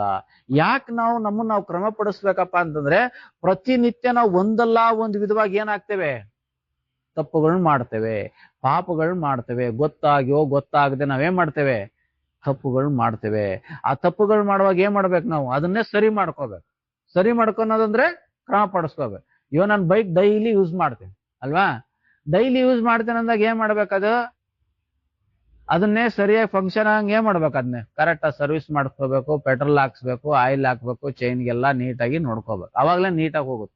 ಇಲ್ಲ ಅಂತಂದ್ರೆ ಅದ್ ಕ್ರಮ ಪಡಿಸ್ಕೊಂಡ ಪಂಚರ್ ಆಯ್ತಪ್ಪ, ಆ ಪಂಚರ್ ಹಾಕ್ಸ್ಕೊಳ್ದಂಗ ಹಂಗೆ ನಾನು ಓಡಿಸ್ತಿದ್ದೇನೆ ಅಂದ್ರೆ ಹೆಂಗಿರುತ್ತೆ ಗಾಡಿ? ಬೈಕು ಕಾರು ಪಂಚರ್ ಆಗ್ಬಿಟ್ಟಿದೆ ಇವತ್ತು ನಂದಂತಂದ್ರೆ ನಾನೇನ್ ಮಾಡ್ತೀನಿ? ಅದನ್ನೇ ಕ್ರಮ ಮಾಡ್ಕೊಂತೀನಿ. ಏನ್ ಕ್ರಮ ಮಾಡ್ಕೊಳ್ಳೋದೇನೋ ಪಂಚರ್ ಹಾಕ್ಸೋದೇ ಕ್ರಮ. ಆ ಪಂಚರ್ ಹಾಕ್ಸಿದ್ರೆ ಏನಾಗುತ್ತೆ? ಅದು ಸ್ಮೂತ್ ಆಗಿ ಹೋಗುತ್ತೆ. ಕಾರ್ ಆಗ್ಲಿ ಬೈಕ್ ಆಗ್ಲಿ ಪಂಚರ್ ಹಾಕಿದ್ರ ಮೇಲೆ ಏನಾಗುತ್ತೆ? ಸ್ಮೂತ್ ಆಗಿ ಹೋಗುತ್ತೆ. ಒಂದ್ ವೇಳೆ ಪಂಚರ್ ಆದ್ರೂ ನಾನು ಕೇರ್ ಮಾಡಲ್ಲ ನಾನು ಅಂತ ಹೇಳಿ ಹಂಗೆ ಹೋದ್ರೆ ಏನಾಗುತ್ತೆ? ನಾವು ಸ್ಪೀಡಾಗಿ ಹೋಗಕ್ಕೂ ಆಗಲ್ಲ, ಮತ್ತೆ ನಾವು ಬೇಗ ತಲುಪಬೇಕಾಗಿರೋ ಜಾಗ ತಲುಪಕ್ ಹೋಗಲ್ಲ, ಮತ್ತೆ ನಾವು ಅದನ್ನೇ ಉಪಯೋಗಿಸಕ್ಕೆ ಆಗಲ್ಲ ಒಂದ್ ಸ್ವಲ್ಪ ದೂರ ಹೋದ್ಮೇಲೆ. ಹಂಗೆ ನಮ್ಮ ಜೀವಿತನ ಏನ್ ಮಾಡ್ಬೇಕು? ನಾವು ಕ್ರಮ ಪಡಿಸ್ಕೋಬೇಕು. ನಾವು ಪಂಚರ್ ಆಗ್ತೇವೆ ಡೈಲಿ ಒಂದೊಂದು ಪಾಪದ ಮುಳ್ಳುಗಳು ಚುಚ್ಚುತ್ತೆ ನಮಗೆ. ಪಂಚರ್ ಆಗಿರ್ತೇವೆ ಜರಣೆ ಅಂತೆ. ಪಾಪದ ಮುಳ್ಳು ಚುಚ್ಚಿ ನಾವೇನಾಗಿರ್ತೇವೆ? ಪಂಚರ್ ಆಗಿರ್ತೇವೆ. ನಮ್ಮ ಆತ್ಮಿಕ ಸ್ಪಿರಿಚುಯಾಲಿಟಿ ಟುಸ್ ಆಗಿರುತ್ತೆ. ಇವಾಗ ಏನ್ ಮಾಡ್ಬೇಕು? ಇವಾಗ ಪಂಚರ್ ಹಾಕ್ಸ್ಕೋಬೇಕು. ಯಾರ ಹತ್ರ ಪಂಚರ್ ಹಾಕೋದು? ಯಾರು? ದೇವರೇ ಹಾಕ್ತಾನೆ ಪಂಚರ್. ದೇವ್ರ ಹತ್ರ ಬಂದ್ಬಿಟ್ರೆ ಸಾಕು ಸರ್ವಿಸಿಗೆ ನಮ್ಮನ್ನ. ನಾವು ಸ್ವಾಮಿ ನಾನ್ ಬಂದಿದ್ದೇನಪ್ಪ, ಪಂಚರ್ ಆಗಿದ್ದೇನೆ ನೋಡಪ್ಪ, ಇದನ್ನ ಸ್ವಲ್ಪ ನಾನು ಪಂಚರ್ ಹಾಕ್ಬಿಡು, ಇದನ್ನೇ ಸರಿ ಮಾಡಿ, ನಾನು ಮೊದ್ಲು ಹೆಂಗಿದ್ದಂಗೆ ಮಾಡಂತಂದ್ರೆ ಸ್ವಾಮಿ ಮಾಡ್ತಾನೆ, ನಮ್ಮನ್ನೇ ತಿದ್ದಿ ಸರಿ ಮಾಡಿ ದೇವ್ರು ನಮ್ಮನ್ನ ರಿಪೇರಿ ಮಾಡ್ತಾನೆ. ರಿಪೇರಿ ಮಾಡಕ್ ಏನ್ ಮಾಡ್ಬೇಕು? ನಾವು ದೇವ್ರಿಗೆ ಬಿಟ್ಕೊಡ್ಬೇಕು. ಬಿಟ್ಕೊಡುವಾಗ ಏನಾಗ್ತಾನೆ? ದೇವ್ರು ರಿಪೇರಿ ಮಾಡ್ತಾನೆ, ನಮ್ಮನ್ನ ಪಂಚರ್ ಆಗ್ತಾನೆ, ಮೊದ್ಲ ತರ ನಾವ್ ಆಗಕ್ಕೆ ಸಾಧ್ಯ. ಹಾಗೆ ನಮ್ಮ ಜೀವಿತಗಳಲ್ಲಿ ಏನ್ ಮಾಡ್ಬೇಕಪ್ಪ ಅಂದ್ರೆ ಪ್ರತಿದಿನ ನಮ್ಮನ್ನ ನಾವು ಕ್ರಮ ಪಡಿಸ್ಕೋಬೇಕು. ಯಾರು ತಮ್ಮನ್ನ ತಾವು ಕ್ರಮ ಪಡಿಸ್ಕೊಂತಾರೋ ಅವ್ರ ಜೊತೆ ದೇವ್ರು ಇರ್ತಾನೆ ಎಂಬುದಾಗಿ ದೇವ್ರ ವಾಕ್ಯದಲ್ಲಿ ನಾವು ನೋಡ್ತೇವೆ. ಹಾಗಾದ್ರೆ ಏನೆಲ್ಲ ಕ್ರಮ ಪಡಿಸ್ಕೋಬೇಕಪ್ಪ ನಾವು ಅಂತಂದ್ರೆ ಮುಖ್ಯವಾಗಿ ನಾವು ಪ್ರತಿದಿನ ದೇವ್ರ ವಾಕ್ಯ ಓದೋದನ್ನೇ ಕ್ರಮ ಪಡಿಸ್ಕೋಬೇಕು. ಪ್ರತಿದಿನ ದೇವ್ರ ವಾಕ್ಯ ಓದೋದನ್ನೇ ಕ್ರಮ ಪಡಿಸ್ಕೋಬೇಕು. ದೇವ್ರ ವಾಕ್ಯ ಕೇಳೋದನ್ನೇ ಕ್ರಮ ಪಡಿಸ್ಕೋಬೇಕು. ನಾವ್ ಎಷ್ಟೊಂದು ನೋಡ್ತೇವೆ, ನ್ಯೂಸ್ ನೋಡ್ತೇವೆ, ನೋಡ್ತೇವೆ, ಇದನ್ನ ನೋಡ್ತೇವೆ, ಏನೇನೋ ಸ್ಕ್ರೋಲ್ ಮಾಡ್ತೇವೆ ಮೊಬೈಲಲ್ಲಿ. ದೇವ್ರ ವಾಕ್ಯನ ಏನ್ ಮಾಡಲ್ಲ? ಕೇಳಿಸ್ಕೊಳ್ಳಲ್ಲ. ನಾನು ನನ್ನ ಮಕ್ಕಳು ಏನ್ ಮಾಡ್ತೇವೆ ಅಂತಂದ್ರೆ ಎಷ್ಟೋ ಪ್ರಯಾಸ ಪಟ್ಟು ಯೂಟ್ಯೂಬ್ ಅಲ್ಲಿ ದೇವರ ಸಂದೇಶಗಳನ್ನ ಹಾಕ್ತಾ ಇದ್ದೇವೆ ಡೈಲಿ. ನಮ್ಮ ಮಗ 12-1 ಗಂಟೆವರೆಗೆ ಅದು ಎದ್ದಿದ್ಬಿಟ್ಟು ಏನ್ ಮಾಡ್ತಾನೆ? ಅದನ್ನ ಎಡಿಟ್ ಮಾಡಿ ಸರಿ ಮಾಡಿ ವಿಡಿಯೋ ಮಾಡಿರೋದನ್ನೇ ವಾಕ್ಯನೇ ಅದನ್ನ ಕ್ರಮ ಮಾಡಿ ನಿದ್ದೆಗೆಟ್ಟು 12-1 ಗಂಟೆವರೆಗೂ ಕಷ್ಟಪಟ್ಟು ಅಪ್ಲೋಡ್ ಮಾಡಿರ್ತೀವಿ ನಾವು. ನೀವ್ ಅದನ್ನ ನೋಡಿಲ್ಲ ಅಂತಂದ್ರೆ ಏನ್ ಪ್ರಯೋಜನ ಅಲ್ವಾ? ಅಲ್ಲಿ ಹಾಕೋ ಉದ್ದೇಶ ಏನ್? ನಾವು ಹಾಕೋ ಉದ್ದೇಶ ಯೂಟ್ಯೂಬ್ ಇಂದ ನನಗೆ ದುಡ್ಡು ಬರ್ಲಿ ಅಂತ ಹೇಳಿ ಹಾಕ್ತಾ ಇಲ್ಲ. 1000 ಜನ ನೋಡಿದ್ರೆ 250 ರೂಪಾಯಿ ಬರುತ್ತಂತೆ. 1000 ಜನ ನೋಡಿದ್ರೆ ನಮ್ಮ ವಿಡಿಯೋನೇ 250 ರೂಪಾಯಿ ಬರುತ್ತೆ. ಆ 1000 ಜನ ನೋಡೋಷ್ಟೊತ್ತಿಗೆ ನಾನು ಹೋಗಿ 2500 ಸಂಪಾದನೆ ಮಾಡ್ತೀನಿ. ಬೇಕಂದ್ರೆ ಅದು ಕೊಡೋ ಟೈಮ್ನೆ ನಾನು ಹೊರಗಡೆ ಹೋದ್ರೆ ಏನ್ ಮಾಡ್ತೀನಪ್ಪ ಅಂತಂದ್ರೆ 250ಕ್ಕೆ ಏನ್ ಮಾಡ್ಬೇಕು? ಸಾಯಂಕಾಲ 6 ಗಂಟೆಯಿಂದ 1 ಗಂಟೆವರೆಗೆ ಅದನ್ನ ವಿಡಿಯೋ ಮಾಡಿ ಎಡಿಟ್ ಮಾಡಕ್ಕೆ ಇಷ್ಟು ಟೈಮ್ ಬೇಕು. ಅಷ್ಟೇ ಟೈಮ್ ಹೊರಗಡೆ ನಾನು ಕೆಲ್ಸಕ್ಕೆ ಹೋಗಿದ್ದೇನಪ್ಪ ಅಂತಂದ್ರೆ, ಉದಾಹರಣೆ ಒಂದು ಜೊಂಗೊಟಾಗೆ ಹೋಗಿದ್ದೇನೆ ನಾನು ಫುಡ್ ಡೆಲಿವರಿ ಮಾಡಕ್ ಅನ್ಕೊಳ್ಳಿ. ಅಷ್ಟು ತಾಸು 6 ಗಂಟೆಯಿಂದ ನಾನು 12 ಗಂಟೆವರೆಗೆ ಮಾಡಿದ್ರೆ ನಾವು 1000 ರೂಪಾಯಿ ದುಡಿಬಹುದು, 800 ರೂಪಾಯಿ ದುಡಿಬಹುದು ಅಲ್ವಾ? ಹಾಗೆ ಇದೇ ಬೇರೆ ದಾರಿ ಇದೆ ನನಗೆ ಸಂಪಾದನೆ ಮಾಡಕ್ ಮಾಡ್ಬೇಕಂದ್ರೆ ಏನಾದ್ರೂ ಮಾಡಬಹುದು ಅಲ್ವಾ? ಆದ್ರೆ ನಾವ್ ಅಷ್ಟೆಲ್ಲ ಕಷ್ಟಪಟ್ಟು ಇದನ್ನ ಯಾಕೆ ಮಾಡ್ತಾ ಇದ್ದೇವೆ ಅಂತಂದ್ರೆ ದುಡ್ಡು ಸಂಪಾದನೆಗಲ್ಲ. ಬದಲಾಗಿ ಏನ್ ಮಾಡ್ಬೇಕು? ಜನರಿಗೆ ದೇವ್ರ ವಾಕ್ಯನ ತಲುಪಿಸ್ಬೇಕಂತ ಹೇಳಿ. ಆದ್ರೆ ಜನರು ಏನ್ ಮಾಡಲ್ಲ ಅಂದ್ರೆ ದೇವ್ರ ವಾಕ್ಯ ನೋಡಲ್ಲ, ಬೇರೆ ಎಲ್ಲ ನೋಡ್ತಾರೆ. ಯಾಕಂದ್ರೆ ಇದು ಬರೇ ಕ್ರಮ ಮಾಡ್ಸೋದದ್ದೇ ಹೇಳದ್ ನಾವ್ ಹೇಳೋದ್ ಏನ್ ಹೇಳ್ತೇವೆ ವಾಕ್ಯದಲ್ಲಿ? ಬರೇ ಕ್ರಮ ಮಾಡ್ಕೊಳ್ರಿ, ಅದ್ ಮಾಡ್ತೀರಿ ನೀವು, ಆ ತರ ನಡ್ಕೋಬೇಡ್ರಿ, ಈ ತರ ನಡ್ಕೋಬೇಡ್ರಿ, ಹಿಂಗ್ ನಡೀರಿ, ಹಂಗ್ ನಡೀರಿ, ಅದು ಸರಿ, ಇದು ತಪ್ಪು ಅಂತ ಹೇಳಿ ನಾವೇನ್ ಮಾಡ್ತೇವೆ? ಇದನ್ನೇ ಹೇಳೋದು ಪ್ರಸಂಗದಲ್ಲಿ. ನಾವು ಹೋಗಿ ಎಂಜಾಯ್ ಮಾಡ್ರಿ, ವಂಡರ್ಲಾಗ್ ಹೋಗ್ರಿ, ನೀರಲ್ಲಿ ಕುಣೀರಿ, ಅಲ್ಲಿ ಹಂಗ್ ಮಜಾ ಮಾಡ್ರಿ, ಎಣ್ಣೆ ಹೊಡೀರಿ ಅಂತ ಹೇಳಿ ನಾವ್ ಹೇಳಲ್ಲ ಅದಕ್ಕೆ ನಮ್ದು ಇಷ್ಟ ಆಗಲ್ಲ ಜನರಿಗೆ. ಅದರಿಂದ ದೇವ ಜನರಾಗಿರ್ತಕ್ಕಂಥ ನಾವು ದೇವ್ರು ನಮ್ಮ ಸಂಗಡ ಇರ್ಬೇಕಂದ್ರೆ ದೇವ್ರ ವಾಕ್ಯನೇ ಮಾಡ್ಬೇಕು, ಓದ್ಬೇಕು, ದೇವ್ರ ವಾಕ್ಯ ಕೇಳಿಸ್ಕೋಬೇಕು. ಕೇಳಿಸ್ಕೊಳ್ಳೋದ್ರಿಂದ ಏನಾಗುತ್ತೆ, ನಾವು ದೇವ್ರ ವಾಕ್ಯನೇ ನಂಬಿಕೆ ಎಲ್ಲಿ ವೃದ್ಧಿ ಆಗ್ತೇವೆ ನಾವು. ಅದಕ್ಕೆ ದೇವ್ರ ವಾಕ್ಯವನ್ನು ಪ್ರತಿದಿನ ನೀವೇನ್ ಮಾಡ್ಬೇಕು, ಕೇಳಿಸ್ಕೋಬೇಕು. ಪ್ರತಿದಿನ ನಾವು ವಾಕ್ಯ ಹಾಕ್ತಾ ಇದ್ದೇವೆ ಯೂಟ್ಯೂಬಲ್ಲಿ. ನೀವು ಬೈಬಲ್ ಓದಿ, ಬೈಬಲ್ ಹೋದ್ಮೇಲೆ ಏನ್ ಮಾಡ್ಬೇಕು, ಈ ವಾಕ್ಯಗಳನ್ನು ಸಹ ನೀವು ಕೇಳಿಸ್ಕೊಳ್ಳೋದ್ರಿಂದ ನಿಮ್ಮ ಆತ್ಮಿಕ ಜೀವಿತಕ್ಕೆ ಪ್ರಯೋಜನ ಆಗುತ್ತೆ. ನಿಮ್ಮನ್ನ ನೀವು ಕ್ರಮ ಪಡಿಸ್ಕೊಳಕ್ಕೆ, ನಿಮ್ಮನ್ನ ನೀವು ತಿದ್ಕೊಳ್ಳಕ್ಕೆ ಅದು ಪ್ರಯೋಜನ ಆಗುತ್ತೆ. ಅದರಿಂದ ದೇವ್ರ ವಾಕ್ಯ ಓದೋದನ್ನ ಕೇಳೋದನ್ನ ನಾವು ಕ್ರಮ ಪಡಿಸ್ಕೋಬೇಕು ನಮ್ಮ ಜೀವನದಲ್ಲಿ. ಮತ್ತೆ ಕನಿಷ್ಠ ಪಕ್ಷ ಒಂದು ಸ್ವಲ್ಪ ಹೊತ್ತಾದ್ರೂ ನಾವೇನ್ ಮಾಡ್ಬೇಕು, ಪ್ರಾರ್ಥನೆಯಲ್ಲಿ ಕಳೆಯೋದನ್ನೇ ಕ್ರಮ ಪಡಿಸ್ಕೋಬೇಕು. ಏನ್ ಮಾಡ್ಬೇಕು ಉಜ್ವಲ್, ಪ್ರಾರ್ಥನೆ ಮಾಡ್ಬೇಕು. ಪ್ರತಿದಿನ ಏನ್ ಮಾಡ್ಬೇಕು, ನಾವು ನಮ್ಮ ಜೀವನನ ಕ್ರಮ ಪಡಿಸ್ಕೋಬೇಕು. ವಾಕ್ಯ ಓದಕ್ಕೆ ಕ್ರಮ ಪಡಿಸ್ಕೋಬೇಕು, ಪ್ರಾರ್ಥನೆ ಮಾಡಕ್ ಕ್ರಮ ಪಡಿಸ್ಕೋಬೇಕು. ನಮ್ಗೆಲ್ಲಾ ಕೆಲಸ ಮಾಡಕ್ಕೆ ಟೈಮ್ ಇರುತ್ತೆ, ದೇವ್ರ ವಾಕ್ಯಕ್ಕೆ ಪ್ರಾರ್ಥನೆಗೆ ಮಾತ್ರ ನಮಗೆ ಟೈಮ್ ಇರಲ್ಲ. ಅದರಿಂದ ನಮ್ಮನ್ನ ನಾವು ಕ್ರಮ ಪಡಿಸ್ಕೋಬೇಕು. ಡೈಲಿ ನಾವು ದೇವ್ರ ವಾಕ್ಯ ಓದಿದ್ರೆ ದೇವ್ರು ನಮ್ ಜೊತೆ ಇರ್ತಾನೆ. ಡೈಲಿ ಪ್ರೇಯರ್ ಮಾಡಿದ್ರೆ ದೇವ್ರು ನಮ್ ಜೊತೆ ಇರ್ತಾನೆ. ಇದನ್ನ ಮಾಡಿಲ್ಲ ಅಂದ್ರೆ ನಮ್ ಜೊತೆಗೆ ಇರಕ್ ಹೆಂಗ್ ಸಾಧ್ಯ? ಅದರಿಂದ ದೇವ್ರು ನಮ್ಮ ಪ್ರೀತಿಯನ್ನ ಶಾಂತಿಯನ್ನ ಕೊಡ್ತಕ್ಕಂಥ ದೇವ್ರು ನಮ್ಮ ಸಂಗಡ ಇರ್ಬೇಕಂದ್ರೆ ನಮ್ಮನ್ನ ನಾವು ಕ್ರಮ ಪಡಿಸ್ಕೋಬೇಕು. ಮುಖ್ಯವಾಗಿ ದೇವ್ರ ವಾಕ್ಯ ಓದೋದು, ಪ್ರಾರ್ಥನೆ ಮಾಡೋದನ್ನ, ಪ್ರಾರ್ಥನಾ ಜೀವಿತವನ್ನು ನಾವು ಕ್ರಮ ಪಡಿಸ್ಕೋಬೇಕು. ನಮ್ಮ ಕುಟುಂಬ ಜೀವಿತಗಳನ್ನ ನಾವು ಕ್ರಮ ಪಡಿಸ್ಕೋಬೇಕು. ಗಂಡ ಹೆಂಡತಿ ಸಲ್ತಕ್ಕಂಥದ್ದು ಸಲ್ಲಿಸ್ಬೇಕು, ಹೆಂಡತಿ ಗಂಡನಿಗೆ ಸಲ್ತಕ್ಕಂಥದ್ದು ಸಲ್ಲಿಸ್ಬೇಕು, ತಂದೆ ತಾಯಿಗಳು ಮಕ್ಕಳಿಗೆ ಸಲ್ತಕ್ಕಂಥದ್ದು ಸಲ್ಲಿಸ್ಬೇಕು, ಮಕ್ಕಳು ತಂದೆ ತಾಯಿಗಳಿಗೆ ಸಲ್ತಕ್ಕಂಥದ್ದನ್ನು ಸಲ್ಲಿಸ್ಬೇಕು. ಅತ್ತೆ ಮಾವ ಸೊಸೆಯರು ಸಲ್ಲಿಸ್ತಕ್ಕಂಥದ್ದನ್ನು ಸಲ್ಲಿಸ್ಬೇಕು. ಅಕ್ಕ ತಂಗಿ ಅಣ್ಣ ತಮ್ಮ ಪ್ರತಿಯೊಬ್ಬರು ಸಂಬಂಧನ ಏನ್ ಮಾಡ್ಬೇಕು, ನಾವು ಕ್ರಮ ಪಡಿಸ್ಕೋಬೇಕು. ಸ್ವೇಚ್ಛಾಚಾರಿಗಳಾಗಿ ನಾ ಇರೋದೇ ಹಿಂಗೆ, ನಾ ಮಾಡೋದೇ ಹಿಂಗೆ ಅಂತ ಹೇಳಿ ಕೊಕ್ಕೆ ಆಗಿದ್ರೆ ನಿನ್ ಸಂಗಡ ದೇವ್ರು ಇರಕ್ ಸಾಧ್ಯ ಇಲ್ಲ. ಅದಕ್ಕೇನೆ ಇವತ್ತು ನಾವ್ ಯಾರು ಸಹ ಕೊಕ್ಕೆಗಳಾಗಿರ್ಬಾರ್ದು, ನಾವೆಲ್ಲರೂ ಇನ್ನೊಬ್ರಿಗೆ ಮುಳ್ಳಾಗಿರ್ಬಾರ್ದು ನಾವು. ಅದರಿಂದ ನಮ್ಮ ಕುಟುಂಬ ಜೀವಿತಗಳನ್ನ, ನಮ್ಮ ಸಂಬಂಧಗಳನ್ನ ನಾವು ಕ್ರಮ ಪಡಿಸ್ಕೋಬೇಕು. ಯಾವಾಗ ಸಂಬಂಧಗಳನ್ನ ಕ್ರಮ ಪಡಿಸ್ಕೊಂತೀವಿ ಅಲ್ಲಿ ದೇವ್ರು ಇರ್ತಾನೆ. ದೇವ್ರು ನಮ್ಮನ್ನ ನಾವು ಕ್ರಮ ಪಡಿಸ್ಕೊಳ್ಳಾಗ ಏನಿರ್ತಾನೆ, ದೇವ್ರು ಇರ್ತಾನೆ. ಆಮೇಲೆ ನಾವೇನ್ ಮಾಡ್ಬೇಕಾಗಿದೆ ಅಂದ್ರೆ, ನಾಲ್ಕನೇದಕ್ಕೆ ಏನ್ ಕ್ರಮ ಪಡಿಸ್ಕೋಬೇಕಂದ್ರೆ ಆರಾಧನೆ ಬರೋದನ್ನ ನಾವು ಕ್ರಮ ಪಡಿಸ್ಕೋಬೇಕು. ಆರಾಧನೆ ಬರೋದನ್ನೇ ಕ್ರಮ ಪಡಿಸ್ಕೋಬೇಕಂದ್ರೆ ಏನರ್ಥ, ಆರಾಧನೆಗೆ 5 ನಿಮಿಷ ಮುಂಚೆನೆ ಬರ್ಬೇಕು. 5 ನಿಮಿಷ ಮುಂಚೆನೆ ನಾವು ದೇವ್ರ ಆರಾಧನೆಗೆ ಬರ್ಬೇಕು. ಪ್ರತಿ ವಾರನೂ ಏನ್ ಮಾಡಬಾರ್ದು, ಲೇಟ್ ಆಗಿ ಬರೋದು ತಪ್ಪು. ಆರಾಧನೆ 9 ಗಂಟೆ ಅಂತಂದ್ರೆ ಪ್ರತಿ ವಾರನೂ ನಾವು ಲೇಟ್ ಆಗಿ ಬರೋದು ಅದು ತಪ್ಪಾಗಿರ್ತಕ್ಕಂಥದ್ದು. ಯಾಕೆ ತಪ್ಪಾಗಿರೋದಪ್ಪ ಅಂದ್ರೆ, ದೇವ್ರು ನಾವು ಅಗೌರವ ಮಾಡ್ದಂಗೆ, ನಾವು ದೇವ್ರನ್ನ ಏನ್ ಮಾಡ್ದಂಗೆ, ಅಗೌರವ ಮಾಡ್ದ ಹಾಗೆ. ಅದರಿಂದ ನಾವು ಆರಾಧನೆ 9 ಗಂಟೆಗೆ ಅಂದ್ರೆ 9 ಗಂಟೆ ಬರ್ಬೇಕು. 9:30 ಬಂದೆ, ಆರಾಧನೆ ಎಲ್ಲ ಮುಗಿದ್ಮೇಲೆ ಬಂದೆ, ವಾಕ್ಯ ಸ್ಟಾರ್ಟ್ ಆದ್ಮೇಲೆ ಬಂದೆ ಅಂದ್ರೆ ಅದು ಏನಾಗಿದೆಪ್ಪ ಅಂದ್ರೆ ಅದು ಸಹ ಪಾಪನೇ. ದೇವ್ರನ್ನ ಗೌರವಿಸದೇ ಇರೋದು ಪಾಪ. ಅದರಿಂದ ನಮ್ಮನ್ನ ನಾವು ಕ್ರಮ ಪಡಿಸ್ಬೇಕು. ಯಾವತ್ತೋ ಒಂದಿನ ಲೇಟ್ ಆಗುತ್ತೆ, ತೊಂದರೆ ಇಲ್ಲ, ದೇವ್ರಿಗೆ ಅರ್ಥ ಆಗುತ್ತೆ, ನನ್ಗೆ ಅರ್ಥ ಆಗುತ್ತೆ.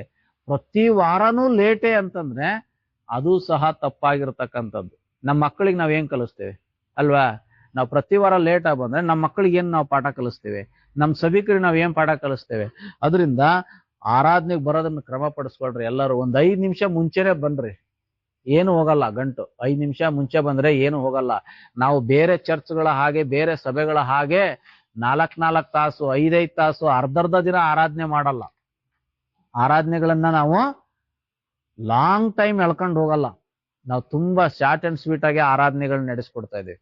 ಅದರಿಂದ ನಾವು ದೇವರ ಸನ್ನಿಧಿ ಕಳೆಯದೇ ಸ್ವಲ್ಪ ಸಮಯ, ಅದರಲ್ಲಿನೂ ಅರ್ಧರ್ಧಕ್ಕೆ ಬಂದ್ರೆ ಅದು ಏನಾಗಿದೆಪ್ಪ ಅಂತಂದ್ರೆ ತಪ್ಪಾಗಿರ್ತಕ್ಕಂಥದ್ದು, ದೇವ್ರಿಗೆ ಮೆಚ್ಚದೇ ಇರ್ತಕ್ಕಂಥ ಕಾರ್ಯ ಅದು. ಅದನ್ನೇ ಮಾಡ್ಬೇಕು, ಕ್ರಮ ಪಡಿಸ್ಕೋಬೇಕು.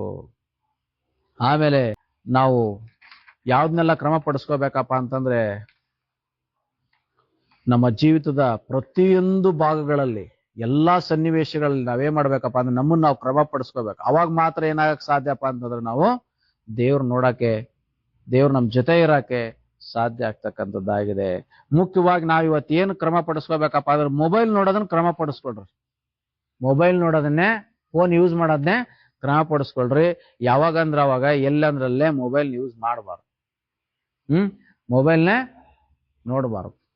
ಆಮೇಲೆ ಮೊಬೈಲ್ ನೋಡೋದನ್ನ ಕ್ರಮ ಪಡಿಸ್ಕೊಳ್ರಿ ಅಂದ್ರೆ ನಾವು ಮೊಬೈಲ್ ಯೂಸ್ ಮಾಡ್ಬೇಕು. ಮೊಬೈಲ್ ನಮ್ಮನ್ನ ಯೂಸ್ ಮಾಡಂಗ್ ಆಗಿದೆ ಇವತ್ತು ಏನಾಗಿದೆ ಅಂತಂದ್ರೆ, ಮೊಬೈಲ್ ನಾವ್ ಯೂಸ್ ಮಾಡ್ತಾ ಇಲ್ಲ, ನಮ್ಮನ್ನೇ ಅದು ಯೂಸ್ ಮಾಡ್ಕೊಂತ ಇದೆ.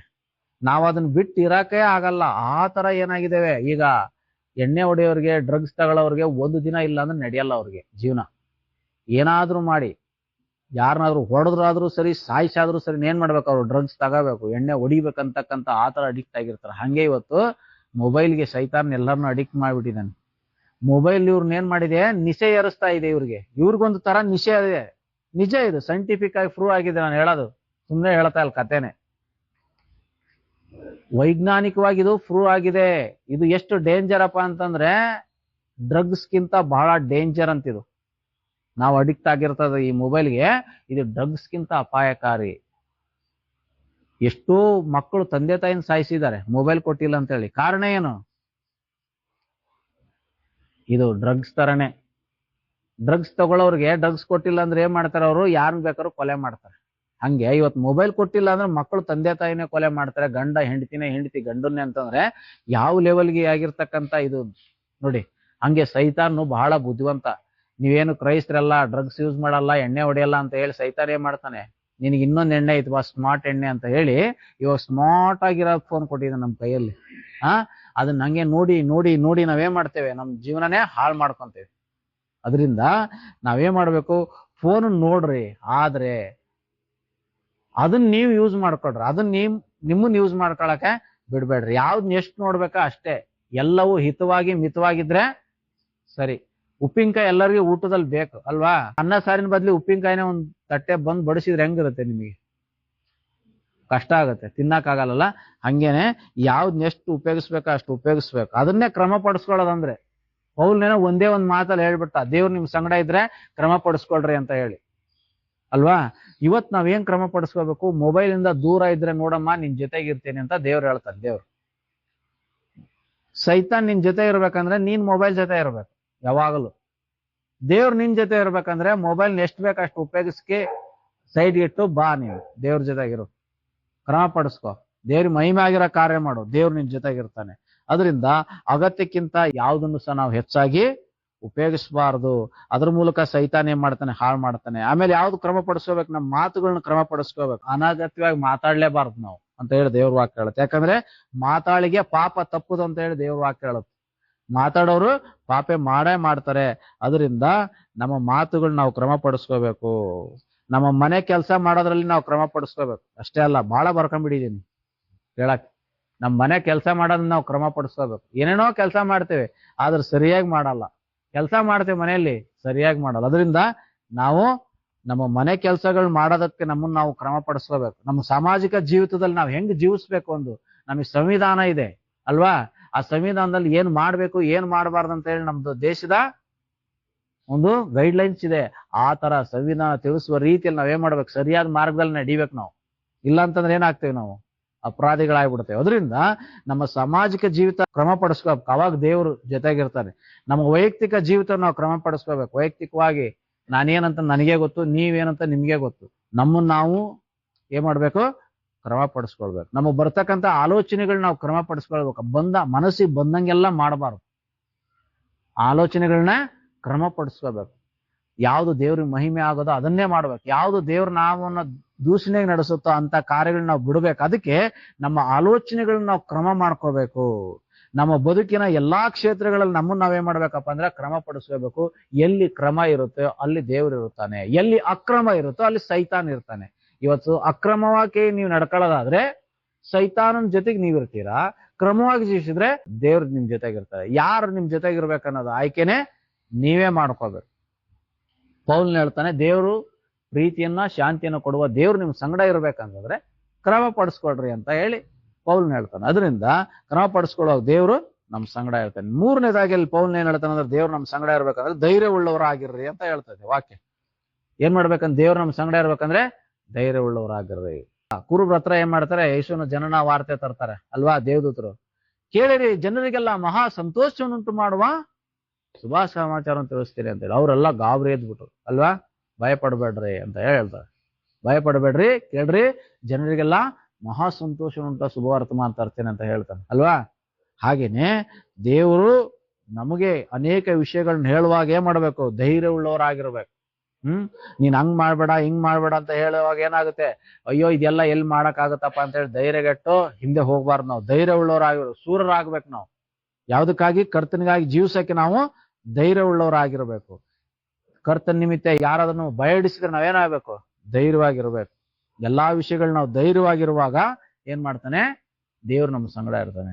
ಭಯ ಇರೋ ಕಡೆ ಸೈತಾನ ಇರ್ತಾನೆ, ಧೈರ್ಯ ಇರೋ ಕಡೆ ದೇವ್ರು ಇರ್ತಾನೆ. ಯಾಕಂದ್ರೆ ದೇವ್ರು ಹಾಕಲ್ಲತ್ತೆ, ದೇವ್ರು ನಮಗೆ ಬಲ ಶಕ್ತಿಗಳ ಆತ್ಮ ಕೊಟ್ಟಿದ್ದಾನೆ ಹೊರತು ಎಂತ ಆತ್ಮನು ಕೊಟ್ಟಿಲ್ಲ. ದೇವ್ರು ನಮ್ಮನ್ನ ಹೇಡಿತನದ ಆತ್ಮ ದೇವ್ರು ನಮಗೆ ಕೊಟ್ಟಿಲ್ಲ ಅಂತ. ಹೇಡಿತನದ ಆತ್ಮ ಸೈತಾನನ ಆತ್ಮ. ಹೇಡಿಗಳಾಗಬಾರ್ದು. ಹೇಡಿಗಳ ಹತ್ರ ಸೈತಾನ ಇರ್ತಾನೆ. ಧೈರ್ಯವಾಗಿರ್ತಕ್ಕಂಥವ್ರ ಸಂಗಡ ದೇವ್ರು ಇರ್ತಾನೆ. ಇರ್ತಾರ ಇಲ್ವ ಧೈರ್ಯವಾಗಿರೋ ಸಂಗಡ ದೇವ್ರು? ಶದ್ರಕ್ ಮೇಷಕ್ ಅಬೇದ್ನವ್ರಿಗೆ ಹೇಳಿದ್ರು, ನಿಮ್ಮನ್ನ ಬೆಂಕಿಯಲ್ಲಿ ಹಾಕ್ಬಿಡ್ತೇವೆ, ನಾನು ನಿಲ್ಸಿರ್ತಕ್ಕಂಥ ಈ ಬಂಗಾರದ ಪ್ರತಿಮೆಗೆ ಅಡ್ಡ ಬಿದ್ದಿಲ್ಲ ಅಂದ್ರೆ ನಿಮ್ಮನ್ನ ಬೆಂಕಿಗೆ ಹಾಕ್ಬಿಡ್ತೇವೆ ಅಂದಾಗ ಏನ್ ಮಾಡಿದ್ರು ಅವ್ರು? ಅಯ್ಯೋ ಇಲ್ಲಪ್ಪ, ನಮ್ಮನ್ನ ಬೆಂಕಿಯಲ್ಲಿ ಹಾಕ್ಬಿಡ್ರಿ ಅಂತ ಹೇಳಿ ನಡ್ಕೊಂಡೋಗಿ ಅವ್ರು ನಿಲ್ಸಿರೋ ಪ್ರತಿಮೆಗೆ ಅಡ್ಡ ಬಿದ್ರ? ರಾಜನೇ, ದೇವ್ರ ಚಿತ್ತ ಆದ್ರ ಬೆಂಕಿಯಲ್ಲೇ ಬಿಟ್ಟು ಸಾಯ್ತೇವೆ ನಾವು ಹೊರತು ಏನ್ ಮಾಡಲ್ಲ. ನಾವು ನೀ ನಿಲ್ಲಿಸಿರ್ತಕ್ಕಂಥ ಈ ಬಂಗಾರದ ಪ್ರತಿಮೆಗೆ ಅಡ್ಡ ಬೀಳಲ್ಲ ಅಂತಂದ್ರು ಶದ್ರಕ್ ಮೇಷಕ್ ಅಬೇದ್ನವ್ರು ಅಲ್ವಾ? ಧೈರ್ಯ ನೋಡಿ ಅವ್ರದ್ದು.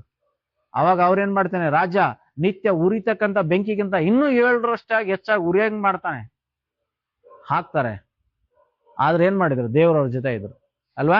ಆ ಉರಿತಕ್ಕಂಥ ಬೆಂಕಿಯಿಂದ ದೇವ್ರು ಏನ್ ಮಾಡಿದ್ರು? ಶದ್ರಕ್ ಮೇಷಕ್ ಅಬೇದ್ನವ್ರನ್ನೇ ಕಾಪಾಡಿದ್ರು. ಯಾಕೆ ಕಾಪಾಡಿದ್ರು? ಅವ್ರು ಧೈರ್ಯ ಉಳ್ಳವರಾಗಿದ್ರು. ಹಂಗೆ ಧೈರ್ಯ ಉಳ್ಳವರ ಸಂಗಡ ದೇವ್ರು ಇರ್ತಾನೆ, ಹೇಡಿಗಳ ಸಂಗಡ ಇರಲ್ಲ ದೇವ್ರು. ಹೇಡಿಗಳ ಸಂಗಡ ದೇವ್ರು ಇರಲ್ಲ. ಅದಕ್ಕೆ ಧೈರ್ಯ ಉಳ್ಳವರಾಗಿರ್ರಿ ಅಂತ ಹೇಳಿ ದೇವರು ವಾಕ್ಯ ಹೇಳೋದು. ಅದರಿಂದ ನಮ್ಮ ಜೀವಿತದಲ್ಲಿ ಬರತಕ್ಕಂಥ ಎಲ್ಲಾ ವಿಧವಾಗಿರ್ತಕ್ಕಂಥ ಸನ್ನಿವೇಶ ಸಂದರ್ಭಗಳಲ್ಲಿ ನಾವೇ ಮಾಡ್ಬೇಕು? ಧೈರ್ಯವಂತರಾಗಿರ್ಬೇಕು, ನಂಬಿಕೆಯಲ್ಲಿರ್ಬೇಕು, ಧೈರ್ಯವಂತರಾಗಿರ್ಬೇಕು. ಯಾವ ವಿಷಯಕ್ಕೂ ನಾವು ಭಯ ಪಡಬಾರ್ದು. ಯಾಕೆ ಭಯ ಪಡಬಾರ್ದಪ್ಪ ಅಂತಂದ್ರೆ, ನಾವು ಕರ್ತನ ಮಕ್ಕಳು, ನಾವು ಸರಿಯಾದ ದಾರಿಯಲ್ಲಿ ನಡೀತಾ ಇರೋದಾದ್ರೆ ನಾವು ಯಾರಿಗೂ ಭಯ ಪಡೋ ಅವಶ್ಯಕತೆ ಇಲ್ಲ ಅಲ್ವಾ? ಇವತ್ತು ನಾವು ಸರಿಯಾಗಿರ್ತಕ್ಕಂಥ ಜೀವಿತ ನಮ್ದಿದೆ ಅಂದ್ರೆ ನಾವು ಯಾರಿಗೂ ಭಯ ಪಡುವಂತ ಅವಶ್ಯಕತೆ ಇಲ್ಲ. ಭಯ ಪಡ್ತಾರೆ ಯಾರು? ಅಪರಾಧಗಳು ಮಾಡೋರು ಭಯ ಪಡ್ತಾರೆ ಅಲ್ವಾ? ಕ್ರೈಮ್ ಮಾಡೋರು ಏನ್ ಮಾಡ್ತಾರೆ? ಭಯ ಪಡ್ಬೇಕು. ನಾವ್ ಯಾವ ಕ್ರೈಮ್ ಮಾಡ್ತಲ್ಲ, ನಮ್ಗೆ ಯಾಕೆ ಭಯ ಅಲ್ವಾ? ಅದಕ್ಕೆ ದೇವ್ರ ವಾಕ್ಯ ಹೇಳೋದು, ನಮ್ಮನ್ನ ನಾವೇನ್ ಮಾಡ್ಬೇಕಂತೆ? ಕ್ರಮ ಪಡಿಸ್ಕೊಳ್ರಿ, ಧೈರ್ಯವಾಗಿರ್ರಿ, ರೈಟ್ ವೇದಲ್ಲಿ ನೀವಿರ್ರಿ, ಯಾರಿಗೂ ಭಯ ಪಡುವ ಅವಶ್ಯಕತೆ ಇಲ್ಲ ಅಂತ ಹೇಳಿ ದೇವ್ರ ವಾಕ್ಯ ಹೇಳುತ್ತೆ. ಅದರಿಂದ ಇವತ್ತು ನಾವು ಧೈರ್ಯವಾಗಿರೋದಾದ್ರೆ ಶದ್ರಕ್ ಮೇಷಕ್ ಅಬೇದ್ನರ ಸಂಗಡ ಇದ್ದಂತ ದೇವ್ರು ನಮ್ ಸಂಗಡ ಇರ್ತಾನೆ. ಹೇಡಿಗಳಾಗಿದ್ರೆ ಆ ದೊಡ್ಡ ಹೇಡಿ ನಮ್ ಸಂಗಡ ಇರ್ತಾನೆ. ದೊಡ್ಡ ಹೇಡಿ ಯಾರು? ಸೈತಾನ್. ಅದರಿಂದ ಇವತ್ತು ಕರ್ತ ನಮ್ ಸಂಗಡ ಇರ್ಬೇಕಾದ್ರೆ ನಾವು ಧೈರ್ಯವಾಗಿರ್ಬೇಕು, ಧೈರ್ಯವಾಗಿ ಮಾಡೋದು ಮುಂದೆ ಸಾಗ್ಬೇಕು. ಇನ್ನು ಹೇಳಲಿಕ್ಕೆ ಇನ್ನೂ ಸುಮಾರು ವಿಷಯ ಇದೆ, ನಮ್ಗೆ ಸಮಯ ಸಾಲದು. ಅದರಿಂದ ನಾನು ಶಾರ್ಟ್ ಆಗಿ ಹೇಳಿ ಮುಗಿಸ್ತೇನೆ. ಇನ್ನು 4ನೇದ, ದೇವ್ರು ನಮ್ಮ ಸಂಗಡ ಇರ್ಬೇಕಪ್ಪ ಅಂದ್ರೆ ಒಂದೇ ಮನಸ್ಸುಳ್ಳವರಾಗಿರ್ಬೇಕು. ನಾವು ದೇವ್ರು ನಮ್ಮ ಸಂಗಡ ಇರ್ಬೇಕಂದ್ರೆ ನಾವು ಒಂದೇ ಮನಸ್ಸುಳ್ಳವರಾಗಿರ್ಬೇಕಂತೇಳಿ 4ನೇ ವಿಷಯವನ್ನ ನಾವು ನೋಡ್ತಾ ಇದ್ದೇವೆ. ಒಂದೇ ಮನಸ್ಸುಳ್ಳವರು ಎಲ್ಲಿರ್ಬೇಕು? ನಮ್ಮ ಕುಟುಂಬದಲ್ಲಿ ಒಂದೇ ಮನಸ್ಸುಳ್ಳವರಾಗಿರ್ಬೇಕು, ನಮ್ಮ ಸಭೆಯಲ್ಲಿ ಒಂದೇ ಮನಸ್ಸುಳ್ಳವರಾಗಿರ್ಬೇಕು, ನಮ್ಮ ಸಮುದಾಯದಲ್ಲಿ ಒಂದೇ ಮನಸ್ಸುಳ್ಳವರಾಗಿರ್ಬೇಕು, ಪ್ರಾರ್ಥನೆಯಲ್ಲಿ ಒಂದೇ ಮನಸ್ಸುಳ್ಳವರಾಗಿರ್ಬೇಕು, ನಾವು ಮಾಡ್ತಕ್ಕಂಥ ಕೆಲಸದಲ್ಲಿ ಒಂದೇ ಮನಸ್ಸುಳ್ಳವರಾಗಿರ್ಬೇಕು, ಕರ್ತನ ಸೇವೆಯಲ್ಲಿ ನಾವು ಒಂದೇ ಮನಸ್ಸುಳ್ಳವರಾಗಿರ್ಬೇಕು. ನಾವು ಒಂದಾಗಿದ್ದು ಏನ್ ಮಾಡಿದ್ರು ಅದಕ್ಕೇನಾಗುತ್ತೆ? ಪ್ರತಿಫಲ ಸಿಕ್ಕುತ್ತೆ. ಎಲ್ಲಿ ಏಕತೆ ಇರುತ್ತೋ ಅಲ್ಲಿ ದೇವ್ರು ಇರ್ತಾನೆ. ಎಲ್ಲಿ ಒಡಕಲಿರುತ್ತೋ, ಎಲ್ಲಿ ಗೊಂದಲಗಳಿರುತ್ತೋ, ಎಲ್ಲಿ ಅಸಮಾಧಾನ ಇರುತ್ತೋ ಅಲ್ಲಿ ದೇವ್ರ ಪ್ರಸನ್ನತೆ ಇರಕ್ ಸಾಧ್ಯ ಇಲ್ಲ, ದೇವ್ರು ನಮ್ ಸಂಗಡ ಇರಕ್ಕೆ ಸಾಧ್ಯ ಇಲ್ಲ. ಅದರಿಂದ ನಾವು ಮಾಡಂತ ಕೆಲಸದಲ್ಲಾಗ್ಲಿ, ಕುಟುಂಬದಲ್ಲಾಗ್ಲಿ, ಸಭೆಯಲ್ಲಾಗ್ಲಿ ನಾವು ಒಂದೇ ಭಾವದಿಂದ ಇರುವಾಗ ಏನಾಗ್ತದೆ? ದೇವ್ರು ನಮ್ ಸಂಗಡ ಇರ್ತಾರೆ. ಆದಿ ಸಭೆಯಲ್ಲಿ ಅಪೊಸ್ತಲರ ಕುರಿತಾಗ ನಾವು ನೋಡ್ತೇವೆ, ಅವ್ರು ಒಂದೇ ಸ್ಥಳದಲ್ಲಿ ಏಕ ಮನಸ್ಸಿನಿಂದ ಪ್ರಾರ್ಥನೆ ಮಾಡುವಾಗ ಏನಾಯ್ತಂತೆ? ಅಲ್ಲಿ ಭೂಕಂಪ ಆಯ್ತಂತೆ. ಹಾಗೆ ಅವ್ರು ಸೇರ್ ಬಂದಂತ ಜಾಗ ಏನಾಯ್ತಂತೆ? ಅಲ್ಲಾಡ್ತಂತ ಹೇಳಿ ದೇವ್ರ ವಾಕ್ಯದಲ್ಲಿ ಅಪೊಸ್ತಲರ ಕೃತ್ಯದಲ್ಲಿ ನಾವು ನೋಡ್ತೇವೆ. ನಾವು ಒಂದಾಗುವಾಗ ಏನಾಗ್ತದಪ್ಪ ಅಂದ್ರೆ ಪ್ರಪಂಚವನ್ನೇ ನಾವು ಅಲ್ಲೋಲ ಕಲ್ಲೋಲ ಮಾಡಬಹುದು. ಹಾಗೆ ನಾವು ಒಗ್ಗಟ್ಟಾಗಿರ್ಬೇಕು, ಒಂದಾಗಿರ್ಬೇಕು. ಯಾರು? ಪರಸ್ಪರ ದೇವಜನರು ಏನಾಗಿರ್ರಿ? ಒಂದಾಗಿರ್ರಿ. ಕತ್ತಲೆಯವರೊಂದಿಗೆಲ್ಲ ಹೇಳ್ತಕ್ಕಂಥದ್ದು, ಬೆಳಕಿನವರು ಬೆಳಕಿನೊಂದಿಗೆ ಒಂದಾಗಿರ್ರಿ ಎಂಬುದಾಗಿ ದೇವ್ರ ವಾಕ್ಯ ಹೇಳ್ತಕ್ಕಂಥದ್ದು. ಅದರಿಂದ ನಾವು ಒಂದು ದೊಡ್ಡ ಸಭೆ ಕಟ್ಟಬೇಕಂತ ಹೇಳಿ ಆ ಆಲೋಚನೆ ಹೇಗಿದೆಪ್ಪ ಅಂದ್ರೆ ಲಕ್ಷಾಂತರ ಜನರು ಸೇರ್ಬೇಕು, ಲಕ್ಷಾಂತರ ಜನರು ಸೇರಿ ದೇವ್ರನ್ನ ಆರಾಧನೆ ಮಾಡಬೇಕು. ಅದು ನನ್ನ ಕನಸೇನಪ್ಪ ಅಂತಂದ್ರೆ ಈ ತರ ಎಲ್ಲರೂ ಒಂದೇ ಮನಸ್ಸಿಂದ ಸೇರ್ಬೇಕು. ಅಲ್ಲಿ 1,00,000 ಜನರು ಸೇರ್ಬೇಕಂತ ಆಲಯ ಕಟ್ಟಬೇಕಂತ ಹೇಳಿ ನನ್ನ ಆಸೆ. ಅಂತ ಜನರು ಹೆಂಗಿರ್ಬೇಕು? ಒಂದೇ ಮನಸ್ಸಿಂದ ಸೇರ್ಬೇಕು. ನಾವೆಲ್ಲರೂ ಸೇರಿ ದೇವ್ರನ್ನ ಸ್ತೋತ್ರ ಮಾಡುವಾಗ ಏನಾಗಬೇಕಪ್ಪ ಅಂದ್ರೆ ಭೂಮಿ ನಡುಗಬೇಕು. ಅಂತ ಒಂದು ಆಲಯ ಕಟ್ಟಬೇಕಂತ ಹೇಳಿ ನನಗೆ ಆಸೆ. ಈ ತರ ಚಿಕ್ಕ ಸೆಡ್ ಅಲ್ಲ. ಆಲಯ ಕಟ್ಟೋದು ಹೆಂಗ್ ಕಟ್ಬೇಕಪ್ಪ ಅಂದ್ರೆ ಲಕ್ಷಾಂತರ ಜನರು ಸೇರೋದು. ಎಂತ ಜನರು ಸಭೆಗೆ ದೇವ್ರು ಸೇರಿಸ್ಬೇಕಂತ ಪ್ರಾರ್ಥನೆ ಮಾಡ್ತೇನೆ ಅಂತ ನಾನು ಡೈಲಿ. ದೇವ್ರೇ, ನಿನ್ನ ಹಾಗೆ ಜೀವಿಸ್ತಕ್ಕಂತ ಜನರು, ನಿನ್ನನ್ನು ಪ್ರೀತಿಸ್ತಕ್ಕಂತ ಜನರು, ನಾವು ಸೇರ್ತಕ್ಕಂತ ಲಕ್ಷಾಂತರ ಜನರಾಗಿ ಏನಾಗಿರ್ಬೇಕಪ್ಪ ಅಂದ್ರೆ ಒಂದೇ ಮನಸ್ಸುಳ್ಳವರಾಗಿರ್ಬೇಕು ಸ್ವಾಮಿ. ಅಂತ ಜನರನ್ನ ಈ ಸಭೆಗೆ ನಡೆಸು. ಅಂತ ನಾವು ನಡೆಸ್ತಕ್ಕಂಥ ಜನರ ಅಂತ ಭಾವನೆಯಿಂದ ಮುಂದುವರೆಯಕ್ಕೆ, ಅಂತ ಭಾವದಲ್ಲಿ ಬೆಳೆಯಕ್ಕೆ ಸಹಾಯ ಮಾಡು ಅಂತ ಹೇಳಿ ನಾನು ಪ್ರತಿದಿನ ಪ್ರಾರ್ಥನೆ ಮಾಡ್ತಾ ಇದ್ದೇನೆ. ಯಾಕಪ್ಪ ಅಂತಂದ್ರೆ ನಾವೇನ್ ಮಾಡ್ಬೇಕು, ಒಂದಲ್ಲ ಒಂದಿನ ಈ ಭೂಮಿನ ಅಲ್ಲೋಲ ಕಲ್ಲೋಲ ಮಾಡೋರು ಇಲ್ಲಿ ಹುಟ್ಟಿದಾರಲ್ಲಪ್ಪ ಅನ್ನಂಗ ಆಗ್ಬೇಕು. ಕರ್ನಾಟಕದಲ್ಲಿ ಭೂಮಿನ ಅಲ್ಲೋಲ ಕಲ್ಲೋಲ ಮಾಡ್ತಕ್ಕಂಥ ಜನರು ಯಾವ್ದಕ್ಕಾಗಿ? ದೇವರಿಗಾಗಿ, ದೇವರ ಮಹಿಮೆಗಾಗಿ, ಜನರ ನೀತಿಯ ಮಾರ್ಗದಲ್ಲಿ ನಡೆಸೋದಕ್ಕೋಸ್ಕರ, ಕೆಟ್ಟದ್ದಕ್ಕಲ್ಲ ಅಲ್ಲೋಲ ಕಲ್ಲೋಲ ಮಾಡೋದು. ಒಳ್ಳೆ ದಾರಿಯನ್ನು ತೋರ್ಸಕ್ಕೆ ಏನ್ ಮಾಡ್ಬೇಕು, ಅದು ದೊಡ್ಡ ಸಭೆಯಾಗಿ ನಾವು ಬೆಳಿಬೇಕಂತ ಹೇಳಿ ನನ್ನ ಆಸೆ. ಅದಕ್ಕಾಗಿ ನೀವು ಪ್ರಾರ್ಥನೆ ಮಾಡ್ರಿ, ಹಾಗೆ ಒಂದಾಗಿರ್ರಿ, ಆ ಭಾವನೆಯಲ್ಲಿ ಸೇರ್ಬರ್ರಿ ನೀವು, ದೇವ್ರು ನಿಮ್ ಸಂಗಡ ಇರ್ತಾನೆ ಎಂದಾಗಿ ದೇವ್ರ ವಾಕ್ಯ ಹೇಳುತ್ತೆ. ಅದರಿಂದ ಮುಂದುವರ್ಸಿ ನೋಡುವಾಗ 5ನೇದ, ದೇವ್ರು ನಮ್ ಸಂಗಡ ಇರ್ಬೇಕಂದ್ರೆ ಸಮಾಧಾನದಿಂದ ಇರ್ಬೇಕಂತ. ಸಮಾಧಾನ, ದೇವ್ ಇನ್ನೊಂದು ಹೆಸರು ಸಮಾಧಾನ ಅಲ್ವಾ? ಸಮಾಧಾನ ಪ್ರಭು ಅಂತ ಹೇಳಿ ದೇವ್ರ ವಾಕ್ಯದಲ್ಲಿ ಹೇಳುತ್ತೆ. ಆತನ ಹೆಸರು ಸಮಾಧಾನದ ಪ್ರಭು. ಅದರಿಂದ ಇವತ್ತು ಕರ್ತ ನಮ್ಮ ಸಂಗಡ ಇರ್ಬೇಕಂದ್ರೆ ಸಮಾಧಾನ ಇರ್ಬೇಕು. ಎಲ್ಲಾ ಸಮಯ, ಎಲ್ಲಾ ಸನ್ನಿವೇಶ, ಎಲ್ಲಾ ಸ್ಥಳದಲ್ಲಿ ನಾವೇನ್ ಮಾಡ್ಬೇಕು? ಸಮಾಧಾನದಿಂದ ಇರ್ಬೇಕು. ಸಮಾಧಾನದಿಂದ ಇರುವಾಗ ದೇವ್ರು ನಮ್ಮ ಸಂಗಡ ಇರ್ತಕ್ಕಂಥವನು ನಮ್ಮನ್ನು ನಡೆಸ್ತಕ್ಕಂಥವನು ಆಗಿದ್ದಾನೆ ಪ್ರಿಯರೇ. ಅದರಿಂದ ಈ ಪೌಲ್ ಹೇಳ್ತಾನೆ, ಹೀಗೆ ಶಾಂತಿಯನ್ನ ಪ್ರೀತಿಯನ್ನು ಕೊಡುವ ದೇವ್ರು ನಮ್ಮ ಸಂಗಡ ಇರ್ಬೇಕಂದ್ರೆ ನಾವು ಈ 5 ಕಾರ್ಯಗಳನ್ನ ನಾವು ಮಾಡ್ಬೇಕು. ಈ 5 ಕಾರ್ಯಗಳನ್ನ ಮಾಡುವಾಗ ದೇವ್ರು ನಮ್ಮ ಸಂಗಡ ಇರ್ತಾನೆ, ನಮ್ಮನ್ನು ನಡೆಸ್ತಾನೆ. ದೇವ್ರು ನಮ್ಮ ಸಂಗಡ ಇದ್ರೆ ನಮ್ಗೆ ಯಾವ್ದಕ್ಕೂ ಕೊರತೆ, ಯಾವುದಕ್ಕೂ ನೋವು, ಯಾವುದಕ್ಕೂ ಸಂಕಟ ಇರೋದಿಲ್ಲ. ಅದರಿಂದ ನಮ್ಮ ಜೀವಿತಗಳಲ್ಲಿ ದೇವ್ರು ನಮ್ಮ ಸಂಗಡ ಇರೋದು ಬಹಳ ಮುಖ್ಯ, ಬಹಳ ಅಮೂಲ್ಯ. ಅದರಿಂದ ನಾವು ದೇವ್ರು ನಮ್ಮ ಸಂಗಡ ಇರ್ಬೇಕಂದ್ರೆ ಏನೆಲ್ಲ ಮಾಡ್ಬೇಕಂತ ಹೇಳಿ 5 ವಿಚಾರಗಳನ್ನ ನಾವು ನೋಡ್ಕೊಂಡಿದ್ದೇವೆ. ಅದರಿಂದ ಈ ಸಂಗತಿಗಳಿಗೆ ನಾವು ಒಳಗಾಗೋಣ. ಆ ಮೂಲಕವಾಗಿ ದೇವ್ರು ನಮ್ಮೊಟ್ಟಿಗಿರಲು ನಾವು ಅವಕಾಶ ಮಾಡಿಕೊಡೋಣ. ನಾವು ದೇವರೊಂದಿಗೆ ನಡೆಯೋಣ. ಹಾಗೆ ಮಾಡ್ಲಿಕ್ಕೆ ತಂದೆಯಾದ ದೇವರು ಯೇಸು ಕ್ರಿಸ್ತನ ಮೂಲಕವಾಗಿ ಸಹಾಯ ಮಾಡಲಿ. ಪ್ರಾರ್ಥನೆ ಮಾಡೋಣ. ನಮ್ಮನ್ನು ಪ್ರೀತಿಸುವ ಪ್ರಭು, ಈ ಸಮಯಕ್ಕಾಗಿ ಸ್ತೋತ್ರ. ಶಾಂತಿಯನ್ನ ಪ್ರೀತಿಯನ್ನ ಕೊಡುವಂತ ದೇವರು, ನೀವು ನಮ್ಮ ಸಂಗಡ ಇರ್ಬೇಕಂದ್ರೆ ಏನ್ ಮಾಡ್ಬೇಕೆಂಬುದಾಗಿ ನಿಮ್ಮ ವಚನದಲ್ಲಿ ನಾವು ನೋಡಿದ್ದೇವಪ್ಪ. ಹೀಗೆ ಸ್ವಾಮಿ, ನೀವು ನಮ್ಮ ಸಂಗಡ ಇರ್ಬೇಕಾದ್ರೆ ನಾವು ಒಂದಾಗಿರ್ಬೇಕು, ಸಮಾಧಾನದಿಂದಿರಬೇಕು, ಕ್ರಮ ಪಡಿಸ್ಕೊಳ್ಬೇಕು ಸ್ವಾಮಿ. ನಾವು ಪ್ರೀತಿಯಲ್ಲಿ ನಡಿಬೇಕು ಸ್ವಾಮಿ. ನಮಗೆ ಸಹಾಯ ಮಾಡು. ನಿಮ್ಮ ವಾಕ್ಯದಲ್ಲಿ ತಿಳಿಸಿದಂತೆ ಸ್ವಾಮಿ ನಾವು ನಡ್ಕೊಳ್ಳೋಕೆ, ಆ ಮೂಲಕವಾಗಿ ನಿನ್ನ ನಾಮವನ್ನು ಮಹಿಮೆ ಮಾಡಕ್ಕೆ ನಮಗೆ ಸಹಾಯ ಮಾಡು. ನಾವು ಬಲಹೀನರಾಗಿದ್ದೇವೆ ಸ್ವಾಮಿ, ನಮ್ಮನ್ನು ಬಲಪಡಿಸು. ನಮ್ಮ ಬಲಹೀನತೆಗಳನ್ನ ತೆಗೆದುಹಾಕು ಸ್ವಾಮಿ. ಯಾಕಂದ್ರೆ ನಿನ್ನ ವಾಕ್ಯದಲ್ಲಿ ನೋಡ್ತೇವೆ, ನೀವು ಲೋಕಕ್ಕೆ ಬೆಳಕಾಗಿದ್ದೀರಿ ಎಂಬುದಾಗಿ. ನಾವುಗಳು ಲೋಕಕ್ಕೆ ಬೆಳಕಾಗಿರಕ್ಕೆ ಸಹಾಯ ಮಾಡು. ನಾವು ಬೆಳಕಾಗಿರ್ಬೇಕಾದ್ರೆ ಸ್ವಾಮಿ ನೀವು ನಮ್ಮ ಸಂಗಡ ಇರಬೇಕು. ನೀವು ನಮ್ಮ ಸಂಗಡ ಇರಬೇಕಾದ್ರೆ ಸ್ವಾಮಿ ಅಪ್ಪ, ನಾವು ಕ್ರಮ ಪಡಿಸ್ಕೊಳ್ತಕ್ಕಂಥದ್ದು, ಧೈರ್ಯವಾಗಿರ್ತಕ್ಕಂಥದ್ದು, ಒಂದೇ ಮನಸ್ಸಿನಿಂದ ಇರತಕ್ಕಂಥದ್ದು, ಸಮಾಧಾನದಿಂದ ಇರತಕ್ಕಂಥದ್ದು ಮುಖ್ಯ ಸ್ವಾಮಿ. ಅದರಿಂದ ಈ ರೀತಿಯಾಗಿ ನಾವೆಲ್ಲರೂ ಜೀವಿಸಕ್ಕೆ, ನಿನ್ನ ನಾಮವನ್ನು ಮಹಿಮೆ ಮಾಡಕ್ಕೆ ಸಹಾಯ ಮಾಡು. ಮುಂದೆ ಒಂದು ದಿನ ಸ್ವಾಮಿ ನಾವು ಲಕ್ಷಾಂತರ ಜನರಾಗಿ ಮಾರ್ಪಡ್ಲಿಕ್ಕಿದ್ದೇವಪ್ಪ. ಅಪ್ಪ, ಆ ದೊಡ್ಡ ಸಭೆಯನ್ನು ನಾವು ನೋಡ್ಲಿಕ್ಕಿದ್ದೇವೆ ರಾಜ್ಯ. ಆ ಸಭೆಯಲ್ಲಿ ನಾವು ಒಂದೇ ಭಾವದಿಂದ ಸೇರಿ ಪ್ರಾರ್ಥಿಸುವಾಗ ಅಪ್ಪ, ನಾವು ಸೇರಿ ಬರುವಂತ ಸ್ಥಳ ಕರ್ತನೆ, ಅಲ್ಲಾಡುವ ಅನುಭವ ನಮ್ಗೆ ಉಂಟಾಗಬೇಕು. ಆ ರೀತಿಯಲ್ಲಿ ನಾವು ನಿನ್ನ ನಾಮವನ್ನು ಮಹಿಮೆ ಮಾಡಬೇಕು. ನಿನಗಾಗಿ ಈ ಭೂಮಿಯಲ್ಲಿ ಕರ್ನಾಟಕದಲ್ಲಿ ಸ್ವಾಮಿ ನಾವು ನಿಮಗೋಸ್ಕರ ಪ್ರಜ್ವಲಿಸ್ಬೇಕು ಸ್ವಾಮಿ. ನಮ್ಮ ಒಬ್ಬೊಬ್ಬರನ್ನ ಎತ್ತಿ ಉಪಯೋಗಿಸು. ಹೀಗೆ ಈ ಸಭೆ ನಿನ್ನದು, ಸೇವೆ ನಿನ್ನದು ಸ್ವಾಮಿ. ಈ ಸಭೆಯನ್ನ, ಸೇವೆಯನ್ನ ನಿನ್ನ ನಾಮದ ಮಹಿಮೆಗಾಗಿ ಆಶೀರ್ವದಿಸು, ಅಭಿವೃದ್ಧಿಪಡಿಸು ಎಂಬುದಾಗಿ ನಿಮ್ಮಲ್ಲಿ ನಾವು ಪ್ರಾರ್ಥಿಸ್ತೇವೆ. ಸೇರಿ ಬಂದರು ಎಲ್ಲ ಭಕ್ತರ ಹೆಸರಾಗಿ ಆಶೀರ್ವಾದ ಮಾಡು. ಎಲ್ಲರಿಗೂ ಒಳ್ಳೆ ಆರೋಗ್ಯ ಕೊಡು ಸ್ವಾಮಿ. ಎಲ್ಲರ ಬಲಹೀನತೆಗಳನ್ನ ತೆಗೆದುಹಾಕು. ಯಾರ ಏನ್ ಕಷ್ಟ ಸಮಸ್ಯೆ ಇಕ್ಕಟ್ಟು ತೊಂದರೆಯಲ್ಲಿದ್ದಾರೋ ಎಲ್ಲರ ಕಷ್ಟ ಸಮಸ್ಯೆ ಇಕ್ಕಟ್ಟು ತೊಂದರೆ ಬಿಡುಗಡೆ ಮಾಡು. ಶಾರೀರಿಕವಾಗಿರತಕ್ಕಂಥ ಎಲ್ಲ ಅಗತ್ಯತೆಗಳನ್ನ ನೀಗಿಸು ಸ್ವಾಮಿ. ಆತ್ಮೀಯಕರಂತ ಎಲ್ಲ ಕೊರತೆ ನೀಗಿಸು. ನಿನ್ನ ವಾಕ್ಯದಲ್ಲಿ ಹೇಳುವಂತೆ ಎಲ್ಲ ವಿಷಯಗಳನ್ನ ಕ್ರಮಪಡಿಸಿಕೊಂಡು ನಿನಗಾಗಿ ಜೀವಿಸಕ್ಕೆ, ನಿನ್ನೊಂದಿಗೆ ಜೀವಿಸಕ್ಕೆ ಕೃಪೆ ಮಾಡು. ಇವರ ಕುಟುಂಬ ಮಕ್ಕಳನ್ನ ಆಶೀರ್ವಾದ ಮಾಡು. ಇವ್ರ ಸಂಗಡ ಇವ್ರ ಕುಟುಂಬದಲ್ಲಿ ಯಾವ ಕೊರತೆ ಬರಂತೆ ಕಾಪಾಡು. ಇಲ್ಲಿವರೆಗೆ ನಮ್ಮೆಲ್ಲರೂ ನಡೆಸಿದ್ದೀಯ ಸ್ತೋತ್ರ. ಬರೋ ದಿನಗಳಲ್ಲಿ ಇನ್ನೂ ಶ್ರೇಷ್ಠ ನಮ್ಮನ್ನು ಆಶೀರ್ವಾದ ಮಾಡಿ ನಡೆಸಿ ಎಂದು ಯೇಸುವಿನ ಮೂಲಕವಾಗಿ ಪ್ರಾರ್ಥಿಸ್ತೇವೆ ಪರಲೋಕ ತಂದೆಯೇ, ಆಮೆನ್. ಈ ರೀತಿಯಾಗಿರುವಂತ ಸಂದೇಶವನ್ನ ಆಲಿಸಲು ನಮ್ಮ ಚಾನಲ್ ಅನ್ನ ಸಬ್ಸ್ಕ್ರೈಬ್ ಮಾಡಿ, ಲೈಕ್ ಮಾಡಿ, ಮತ್ತೆ ನಿಮ್ಮ ಸ್ನೇಹಿತರೊಂದಿಗೆ ಹಂಚಿಕೊಳ್ಳಿ. ಆ ಮೂಲಕ ಈ ಸೇವೆಗೆ ಬೆಂಬಲಿಸಿ ಎಂದು ಯೇಸುವಿನ ಹೆಸರಿನಲ್ಲಿ ಕೇಳಿಕೊಳ್ಳುತ್ತೇನೆ. ಆಮೆನ್.